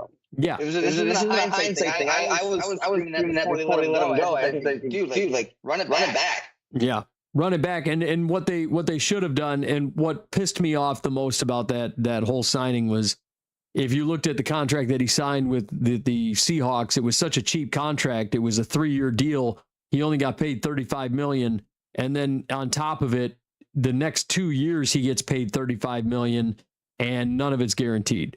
So even if he stunk out in year one, you can just move on from him after that year. It was such a low risk, high reward situation. Why wouldn't you just take the offer, take the deal? You know, it just none of it made sense. I would have brought Sam Darnold back in a heartbeat. It just you wanted to stay relevant. You wanted to stay in the playoff picture. That was the option. But it wouldn't surprise me to see Bears and Lions making the playoffs this year, Vikings and Packers on the outside looking in. Would not surprise me one bit. Going to the East. Winning the division. And this is the warning shot right now. This is where Chaos Tyler comes in. Oh God. Winning the division. Taking the 3 seed at 11-6 will be the New York Football Giants. You're just chaotic, aren't you? Reason being, Jackson Dart, Neighbors, and Scatterboo have never played in a game at the same time altogether. Mm-hmm.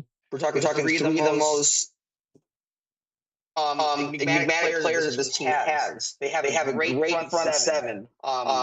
This is a team that you get those guys back healthy, and considering that Scatterboo doesn't send his brain down to Anderson Alley and become just Gronk 8.0. Healthy. This is Dart Scattergood Neighbors is potentially one of the scariest trio combinations in the league if you let him get rolling. And I think Dart showed some strides in the back half of the year when he didn't have them. They were still losing games, but I also don't think they were intently trying to win games because they were overdrafted at that point. The season's over. You lost two best players. I think without Neighbors and Scattergood, Dart made some big strides forward, but now he gets back to his two best weapons. Yeah, and there's some. I kind of agree with the fact that there are some pieces there that are worth looking at here. I mean, they got Francis Mauigoa over there. Patrick Ricard's over there. Let's not forget the pickup in free agency by Isaiah Likely, who has the familiarity with John Harbaugh. So that's a big pickup. So I mean, you have guys over there that have that familiarity, and also their defense. That front seven of that defense is terrifying. If you look at the front seven of that defense right now, DJ Reader, Brian Burns, Arvell Reese, Tremaine Edmonds, Kayvon Thibodeau. I mean, like it's like holy shit. Shelby Harris. And then if you look at even the secondary isn't looking half bad. You got Paulson Adebo over there, Tyler Nubin, Javon Holland, Greg Newsome just recently signed over there. You have Deontay Banks, Jason Pinnock, who's coming off a great year. Oh, and by the way, in that front seven, you also have Abdul Carter. I mean, just insanity. The players that they have on that team. You look at how bad this team was last year, and if you're just using that. It feels like I'm talking in tongues and making no sense here, but you really break it down. The core's there. If they realistically, and I'm not just saying this because it's John Harbaugh. I would say this for any veteran coach you could bring in, whether it be Mike McCarthy, Jim Harbaugh, probably like a Rivera or like Pete Carroll type. Like this team just needs the right core coach just to bring it in, just enough to get some momentum. Mm-hmm. And they got the right coach to do that. Being a veteran coach who has been around a vast amount of people, and then especially bringing in Kelly White, being like the Ricard and the Likely. To this team is a recipe for success. Whether I'm upselling them, making them a seed. Maybe I am, maybe I'm not. Right? I think at bare minimum to make the playoffs. And why I say that is to go to the next team here. I had them tying also 11-6 with the Eagles, who would be 5 seed. So you can flip up the two. You can say the Eagles in the division. I'm standing by my statement that Giants make the playoffs here. And you know what? If you flip flop the two, I mean, you could flip flop the two, but I think at the end of the day, Eagles and Giants, that's going to be a war between those two teams. I think the Eagles, I think that I'm sort of with you that they're going to regress here. I think they're going to, I like Mekhi Lemon, but I don't think he's a 1-for-1 with AJ Brown. And that's where not I think in year one. Yeah. I think that they're going to have to use him differently than the way that they're going to want to. It's going to be a completely different way to handle things here. So they're going to struggle even more to throw the ball because Mekhi Lemon isn't the big bodied receiver that AJ Brown is. He's a different type of receiver. So we're gonna see how they utilize him. But ultimately, I can agree with you that they're gonna probably regress a little bit here. Will the Eagles? And then I don't know. I'm going to keep my chaos going here. I'm going to make a statement that's not going to be popular, but it is what it is. The two teams that make the playoffs here, Giants and Eagles. I would also rank those two quarterbacks as 3 and 4 of the quarterbacks in this division. Okay. So the worst two quarterbacks in the division are going to make the playoffs. It's because I like your two better, but these two teams are just in such a chaotic mode that you can't trust them. They're going to have strides and greatness, but it's not going to be enough to throw the Commanders. Despite last season, I still like Jaden Daniels. It was the injuries. The defense wasn't quite there. It was a big drop off his rookie season when they went nuts. I love Jaden Daniels, but I think Commanders are going to be in pure chaos this year, and they're going to be 7-10. Third in the division, despite having what I think is a very good quarterback. Yeah, Jaden Daniels going to struggle because of the lack of protection. That's going to be the big problem for him. As good as he is, he's hit an RG3 level in his career where he's great, but he's just going to get the hell beat out of him. And that's kind of where he's at. I mean, I don't think it's all downhill from here, right? I think it is, which is unfortunate. I love him as a quarterback, but I think he's going to get the crap beat out. He is heading down that Burrow level path that you just know he's going to get a shit kick out of here. Yep. And we don't got to go into any full coverage because obviously Scott and me can go rounds on this. I know we disagree on this. That's fine. But to me, the team going last in the division has the best quarterback in the division, being the Cowboys and Dak Prescott. I think there's a lot of hate on Prescott just because he's a Cowboy. I think Prescott's done a lot of good things through the year. Yeah. If let's ignore the fact, let's ignore the playoff goals. When it comes to just getting the season year to year, Prescott. The stats are there. Everything's in favor, but the Cowboys have never backed him up and given outside of having CD Lamb. They've benefited from having a good line for a long time, and they roll behind that for a long time. But the defense is absolutely garbage since Parsons left, and that's going to be the story of their years. It's going to be the Bengals from 2 years ago. Yeah, great. They put up 35 points, but they also lost 52-35. Yeah. And that's going to be the big problem. The Cowboys made great strides to fix their defense a little bit, which I think at least in the offseason they did in the draft. But they're going to have to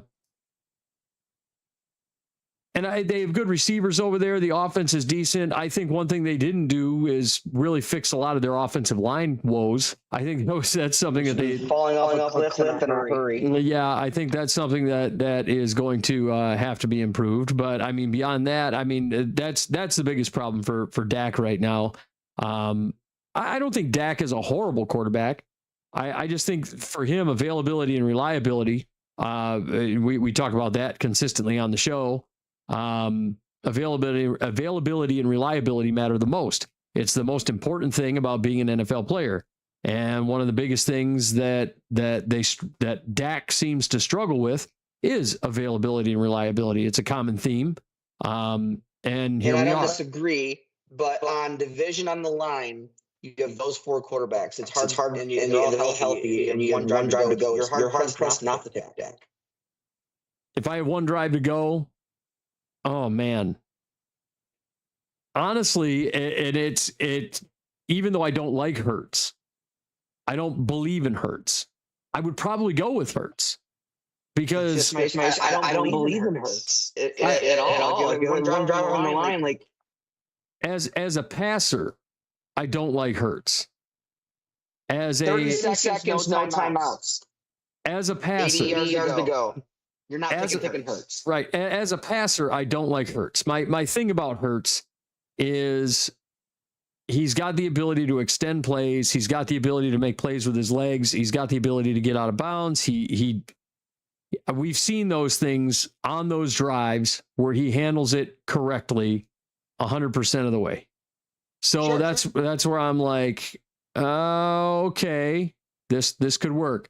So, I mean, I don't know that Dak is the best quarterback in that situation. I mean, I'm picking Hurts in that situation, but at the end of the day, to each their own.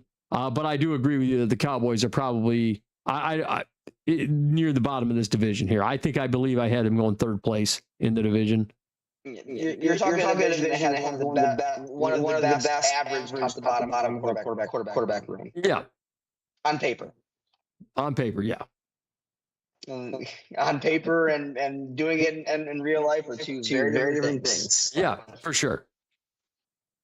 And then last but not least, actually, no, never mind. Last but definitely least is the division that always just loves to do this the last like 4 or 5 years. And like it could be any one of these four.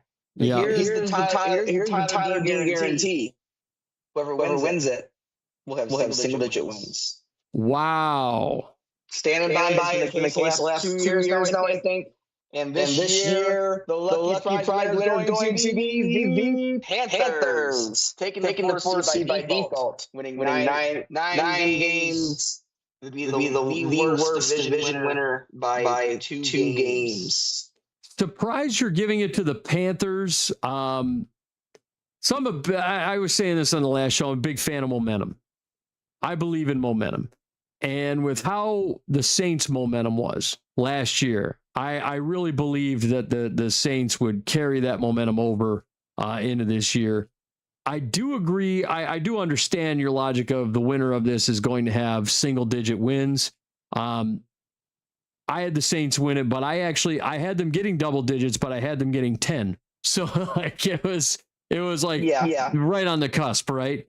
So I mean, it was. I could understand, and they were the 4 seed. You know, it wasn't like, you know, they got 10 wins. Same situation. Yeah, you know, it's just they barely made double digits. So I mean, I understand where you're at. But yeah, the Panthers, it wouldn't surprise me. They just won it last year. So it wouldn't surprise me. I can get with that. Bryce Young made some like he got overshadowed by other guys having resurgent sophomore years like Drake May and whatnot. And Tedrow McMillan Williams. And Tedrow McMillan was the offensive rookie of the year on his team. So I mean, I think Bryce Young's improvement from rookie to sophomore was overlooked because of guys like Caleb, Drake May, and then guys the rookie season like Jackson Dart, and those guys. Like I think Bryce Young's improvement got overshadowed. Mm. Yeah, I could see that. But then down the line, and 7-10 Bucks, 7-10 Saints, 6-11 Falcons. Like I was just saying earlier, I like Baker Mayfield. I think Mayfield is the shining star of that team. I just think he's in a situation he only does so much, and it's going to fall short this year. And when it comes to the Saints, I'm with you momentum, but I also believe that momentum ended when the year ended, and they're starting from scratch to rebuild that momentum, because that's to me it's how momentum works. Like it's not gonna pick off where you left off that easy. I'm a little surprised that that you're so down on the Saints after how, and honestly, like it's funny how like my mood transformed into, oh, I'm kind of I hate Tyler Shuck to I like Tyler Shuck all of a sudden. I'm actually kind of behind this guy, and how you know everybody else kind of changed to F Tyler Shuck. It's and I'm not necessarily saying F Tyler Shuck. I just think it's going to take a little bit of time to rebuild it back up. And don't get me wrong, Kellen Moore is one of my favorite young head coaches in the league. I've been begging for him to get a head coaching job for years. You know this, right? It's like I'm rooting. I want the Saints to do it. I just think they need to put a couple more pieces in play to make it happen. Yeah, I'm with that. And Falcons, I think it's Penix is gonna do Penix things, and the Falcons are going to be the Falcons, and they have a stud in Bijan Robinson. I'm not going to fault that at all. He's only taking games. Drake London too, but they don't have a quarterback that can get the job done. Do you think Tua winds up taking the job from Penix at some point this year? Oh yeah, easy. Wow. Week 5. Not sold on Michael Penix. No, not at all. Wow. So that covers your NFC. So jump into the seeding for each thing. It's the wild card round now. So let's jump into the seeding for each one, and then we'll go over your wild card round here. So seeding AFC number one seed Broncos, 2 seed Patriots, 3 seed Ravens, 4 seed Texans, 5 seed Bills, 6 seed Jaguars, 7 seed Chargers. Okay. NFC side, 1 seed Rams, 2 seed Bears, 3 seed Giants, 4 seed Panthers, 5 seed Eagles, 6 seed Lions, 7 seed Seahawks. All right. So then we jump into the wild card round. So run me through the wild card round. So Scott knows this over the years of running this predictor, and since the first year we ran this predictor, it's been harder for me than it has been for say Scott as a Vikings fan or Alex as a Lions fan. Because every season, this isn't me brag or this or that, but like it's hard to rank your team when every season there's not been a season in which Ravens weren't a top 5-6 team, like in everybody's ranked right because we've had Lamar that whole period, and they've been one of the consistent teams to make the playoffs every year. Minus injuries and the hindsight stuff, but like Lions have had the years up and down, Vikings have up and down years, so it's hard to rank them every year, and I found myself going in two different directions. Sometimes I rank the worst, sometimes I put them all the way, and I'm superstitious, and I always see the backfire when I do that. But I know, like, oh man, I gotta rank a team every year. I understand that. The arrogance. But you know what I mean. Yeah, no, I get it. Like it's easy to rank your team to a certain point, but then it's like, okay, like how much are you actually putting stock into what's actually there, what's changed, your own bias? It's like you watch me have Ravens drop out in the ball. I've done it. Yeah. It varies. But anyway, we'll start there. Wild card weekend on the AFC. We have Texans going. We have the Buffalo Bills going to Houston, and I had the Bills winning that game. Okay, wow. And it's interesting that you have that because notoriously Houston has had the Bills number. That is true. Just notoriously and recently. It's been a recent thing that Houston has honestly, and it's more so defensively, Houston has dominated the Bills on a defensive level. Then we got the Jaguars going to Baltimore. I think this coincidentally ends up as a softball for the Ravens, and they're healthy, and the Ravens win this one. Yep, I agree with that. And lastly, there you have the Chargers going to New England, and I think we're talking about very similar. I think New England is winning that game relatively with a cushion, and continuing what left off the year prior. Yeah, I'm with that as well. Going to the NFC, we have the Eagles going to the Panthers, and this goes exactly how you expect it to go. The Eagles are going to have themselves essentially a bye week and win blindfolded. Yeah, just a beating. That's it'll be a one and done for them.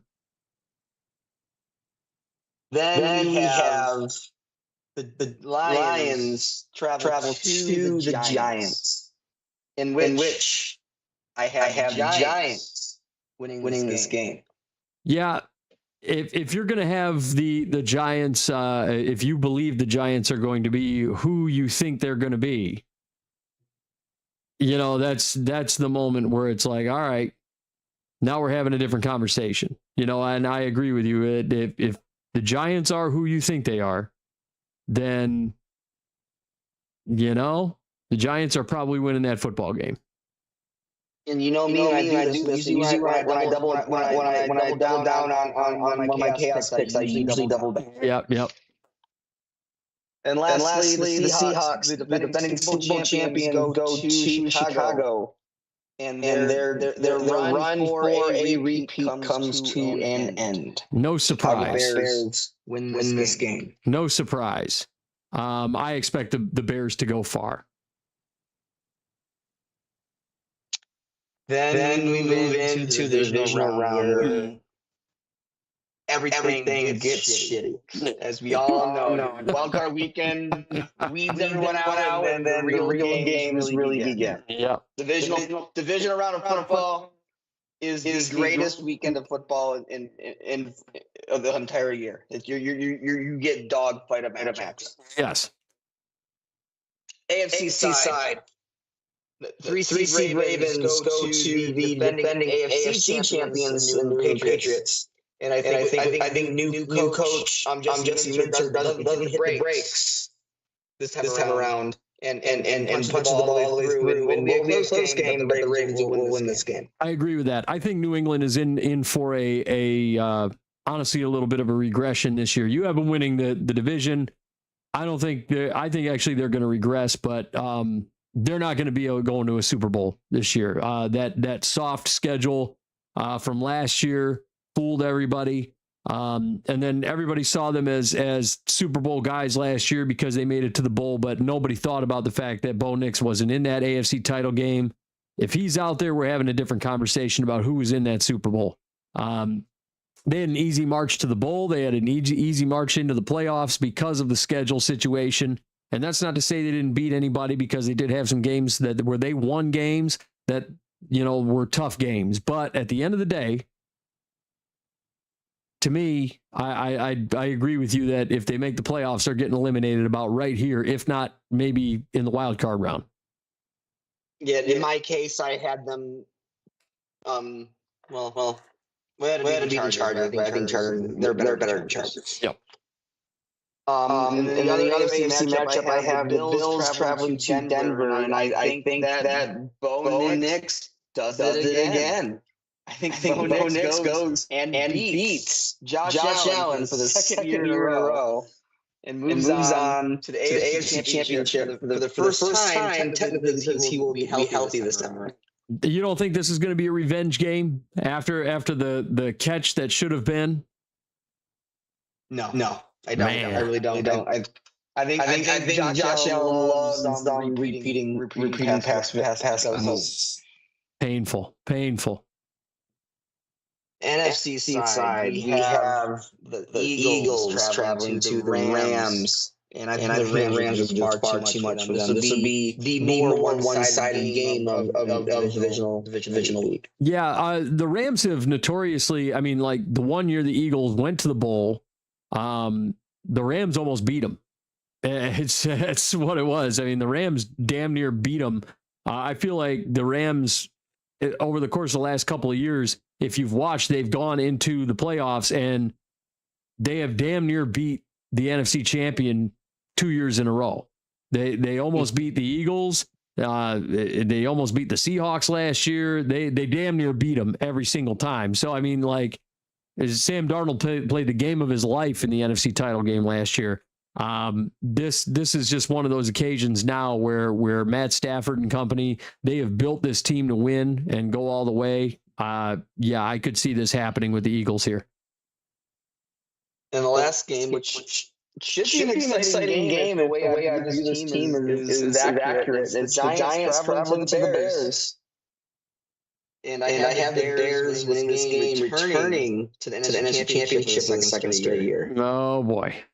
Well, did the Bears I think make this is where wasn't the Bears... No, Bears got eliminated in the divisional round last year against the Rams. They got eliminated by the Rams. Was it Rams Seattle? Yeah, Rams Seattle in the NFC title game. Yeah, you're right. Yeah, but the Bears gave Rams a run. Yeah, you recall you and I won you $200 on that game. Damn it! I should have kept my bet in. No, that was Bears Packers, because we bet them coming back. Yeah, the cardiac Bears. That was wild card weekend. Yeah, just insanity. The cardiac Bears. I have the young team of the Giants falling short here in the divisional round when men become boys, and the Giants aren't going to be quite ready to be men yet. Yep. So now we've got Rams and Bears on the NFC side. And we'll start there, because this is how I. You ever run through this and you have an idea in your head and it ends up going nowhere near how you expected it to? Yeah. Even from the wild card stand, you have an idea where you're going to go, and it still doesn't go that way. Yep. I'm going to start there. I think the Rams get the job done in this case. They put down the Bears and the team they got. I think the Rams showed they are ready, and they're Super Bowl ready with the team they have, and they win this game, and they become the NFC champion. Yeah, I agree with you on that one. I think that's absolutely 1,000% correct. On the AFC side, this is what I expected to do, but here I am. We have the Ravens traveling to Denver.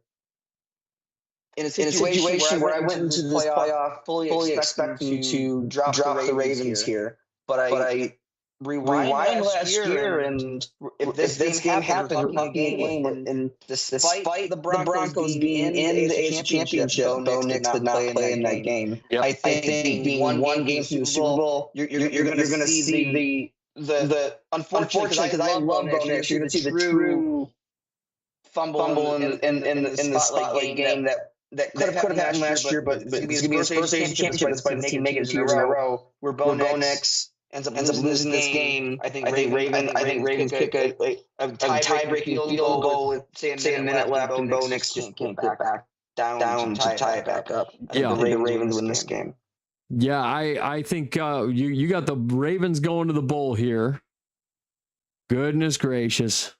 You see, everybody thought I was crazy, you know, for putting the Vikings in the NFC title game and getting eliminated by the Rams. Tyler's got his boys going to the bowl. New head coach. That's why disclaimer. It's tough because the team is always one of those teams to go deep every year. It's like I'm stuck between do I just go with what everyone's saying or go above, below? Like new head coach. New head coach goes to the bowl. So here we are, Ravens Rams in the bowl. Ravens Rams, and what's happened over the years is doing this prediction. Whenever I pick the Ravens to win the Super Bowl, they end up going like then have like a really fucking good year. They make like championship divisional round, and they have that game they fumble. The years in which I've not picked Ravens to go to the Super Bowl, Predictor. Someone gets hurt, year goes haywire, we end up missing the playoffs or wild card out. It's like I have like reverse karma going on. Like the karma world is telling me like stop betting against us, and we'll stop doing stuff. I'm going and because I'm superstitious, I'm gonna continue the trend that's gotten further in the game here. And I'm gonna go with the Ravens and Lamar Jackson finally get the monkey off back. They have a healthy year for once because I think the way certain practices were going when it came to whether it be John Harbaugh or the condition coach. You're already starting to see that a little bit in New York. Like the injury bug is already starting in New York and training camp. It's like maybe there is something to the way Harbaugh runs practice. Like so, I'm going with we have that first real healthy year. We go against the juggernaut Rams, and I think I'm going to go with the Ravens pulling it off. Oh my goodness! And Tyler, cover up. Your homerism is showing, but Tyler selects his Ravens to be the Super Bowl champions for the upcoming 2026-27 season, and there you have it. Tyler's season predictor is in the books. Does that make you feel warm and fuzzy on the inside, Tyler? No. Not at all. Not really. Not at all. Well, that is your season predictor, and folks, that is our show. We've got a lot going on this summer. Tyler, I want to thank you for jumping on here, filling in. Alex and Boots couldn't make it on, and I was super stoked to have you back. I was just like, hey, awesome. So we got that going on.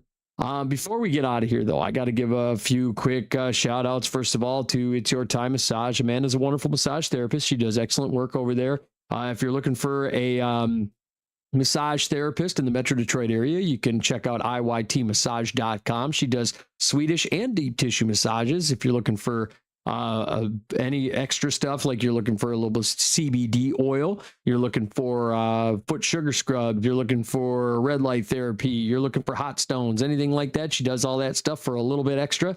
So you can check that out. You can check her out over there at iytmassage.com, or you can find her at It's Your Time Massage LLC on Facebook. She is a licensed massage therapist. She's the best of the best at what she does. Check it out, iytmassage.com. Book yourself an appointment. Remember, folks, it's your time.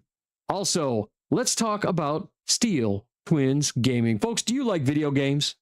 I like video games. Tyler, you like video games? What's a video game? Exactly. Do you like theater? Yes. All right. Well, I'll tell you what, the Steel Twins Gaming may be just what you're looking for, whether it's a good old fashioned first person shooter, an RPG, or your favorite story based adventures. Steel Twins Gaming, let me tell you, they have something for just about everyone.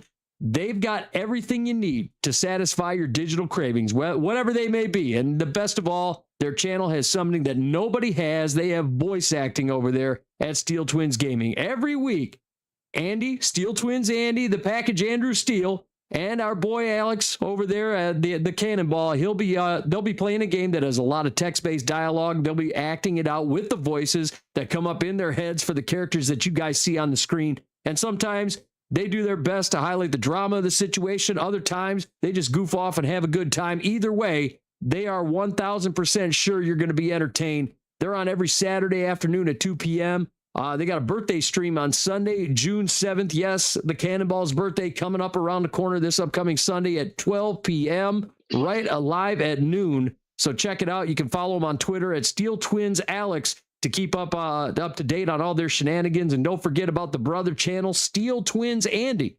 And there you'll get your full fix of Nostalgic Mondays, Nintendo Tuesdays, FPS Wednesdays, Indie Thursdays, and Open World Fridays. So feel free to check out Steel Twins Gaming and the brother channel, Steel Twins Andy. They're very entertaining. I'm a big fan of Nostalgic Mondays. That's my jam. I highly recommend it. Boots is still waiting for Bad Dudes, so we gotta check out Bad Dudes at some point here, Alex. We gotta get that going. But check out Steel Twins Gaming. Love their channel. Very entertaining stuff. Also, we gotta give a shout out to the artist formerly known as Big Willie Dubs Gaming, now known as No Shot Bot TTV. Will is doing some entertaining stuff over there as well. All of his FPS stuff. If you like first-person shooters, Will's the channel for you. Also, if you're looking for him to do his other entertaining stuff on that channel, sometimes he's doing the Hot Ones challenge. Sometimes he's eating nasty jelly beans. I know I've told you this story a million times on this show, but man, we ate those nasty jelly beans, that jelly bean game. And I ate that booger flavored one and it was gross. So yeah, check that out. He also, the shaving off his beard thing was very entertaining as well, threatening to shave off his beard to freak out his wife. That was a good time too, but check it out. The artist formerly known as Big Willie Dubs Gaming, now known as No Shot Bot TTV. Check it out. You can find him on the TikTok. It's the TikTok, Tyler. Just the TikTok. All right. That's my old man moment for the day. But you got to check him out. The Google, yeah. You can find him on there. You can as Boots likes to say, you can ask Jeeves. Does anybody ask Jeeves anymore? Do you know anybody that still does that? I remember the little clipboard thing on Microsoft Word. You could ask the little hey, how do I do this? Yeah. Oh, you still have one of those? I became him. Oh, I know. Well, Boots is like the only person I know, like in this day and age, that still asks Jeeves about stuff. But anyway, you can check out the No Shot Bot TTV. And last but not least, let's talk about books. The book I called "I Ate Cookies Out of the Trash." It's an inspirational guide written by a wonderful author named Tammy Pruitt. It's based on her real life experiences dealing with body image and eating issues. Listen, she shapes this book with her struggles and how to overcome them. It's supported by real research-based facts, and it's accompanied by her professional advice as a registered dietitian. Look, Tyler, she's got a degree in science. All right? Science. And look, she lets others know they're not alone in struggling with self-love, body image, and disordered eating. And listen, she's not your stereotypical health guru who runs 7 miles a day and judges people for all the kind of unhealthy stuff they eat. Instead, she's like the friend you never had, the kind that encourages you and motivates you to rise above all those dilemmas. She takes you a road down memory lane where life pitted challenges against her and what she did to get through them, and you get to learn just why she ate cookies out of the trash. It's a great book. You can find it on all the .coms. You can find it on Amazon.com, BarnesandNoble.com. You can find it anywhere. You can order your books. You can find it on Apple Books. You can get the digital copy. You get the hardcover copy. You can get the softcover copy, all that good stuff, the paperback. So you can check that out. I Ate Cookies Out of the Trash by Tammy Pruitt. Excellent read. I highly recommend it, folks. And with that is our show. And real quick, Alex says Clippy is the name of the clip. Oh God, what are we doing? Well, with that, folks, that's our show. Tyler, before you get out of here, I want to thank you so much for joining us. We had such a good time on this show. I'm so glad that you got back to joining us, and I hope we get to see you. Hopefully, this is not the last time we will see you on this show. This was a very entertaining episode for us. Ask nicely, and we'll see. Oh, I gotta ask nice. Well, thank you so much for joining us, and folks out there, thank you so much for viewing, for listening. We increasingly on all of our different platforms, SoundCloud, on Spotify, on all our different platforms, I see the increases on all the listenership, which I greatly appreciate. So, folks, thank you so much for listening to us and consistently tuning in. We do appreciate that. You can give us a listen, give us a rate. We've just been seeing an uptick in that listenership for months now, so we're just loving it. So thank you so much for listening, and we will see you next time right here on the Outside Blitz. Oh, wait, I got to say something like Alex again. Ciao. There's a throwback for you, Alex. Jesus.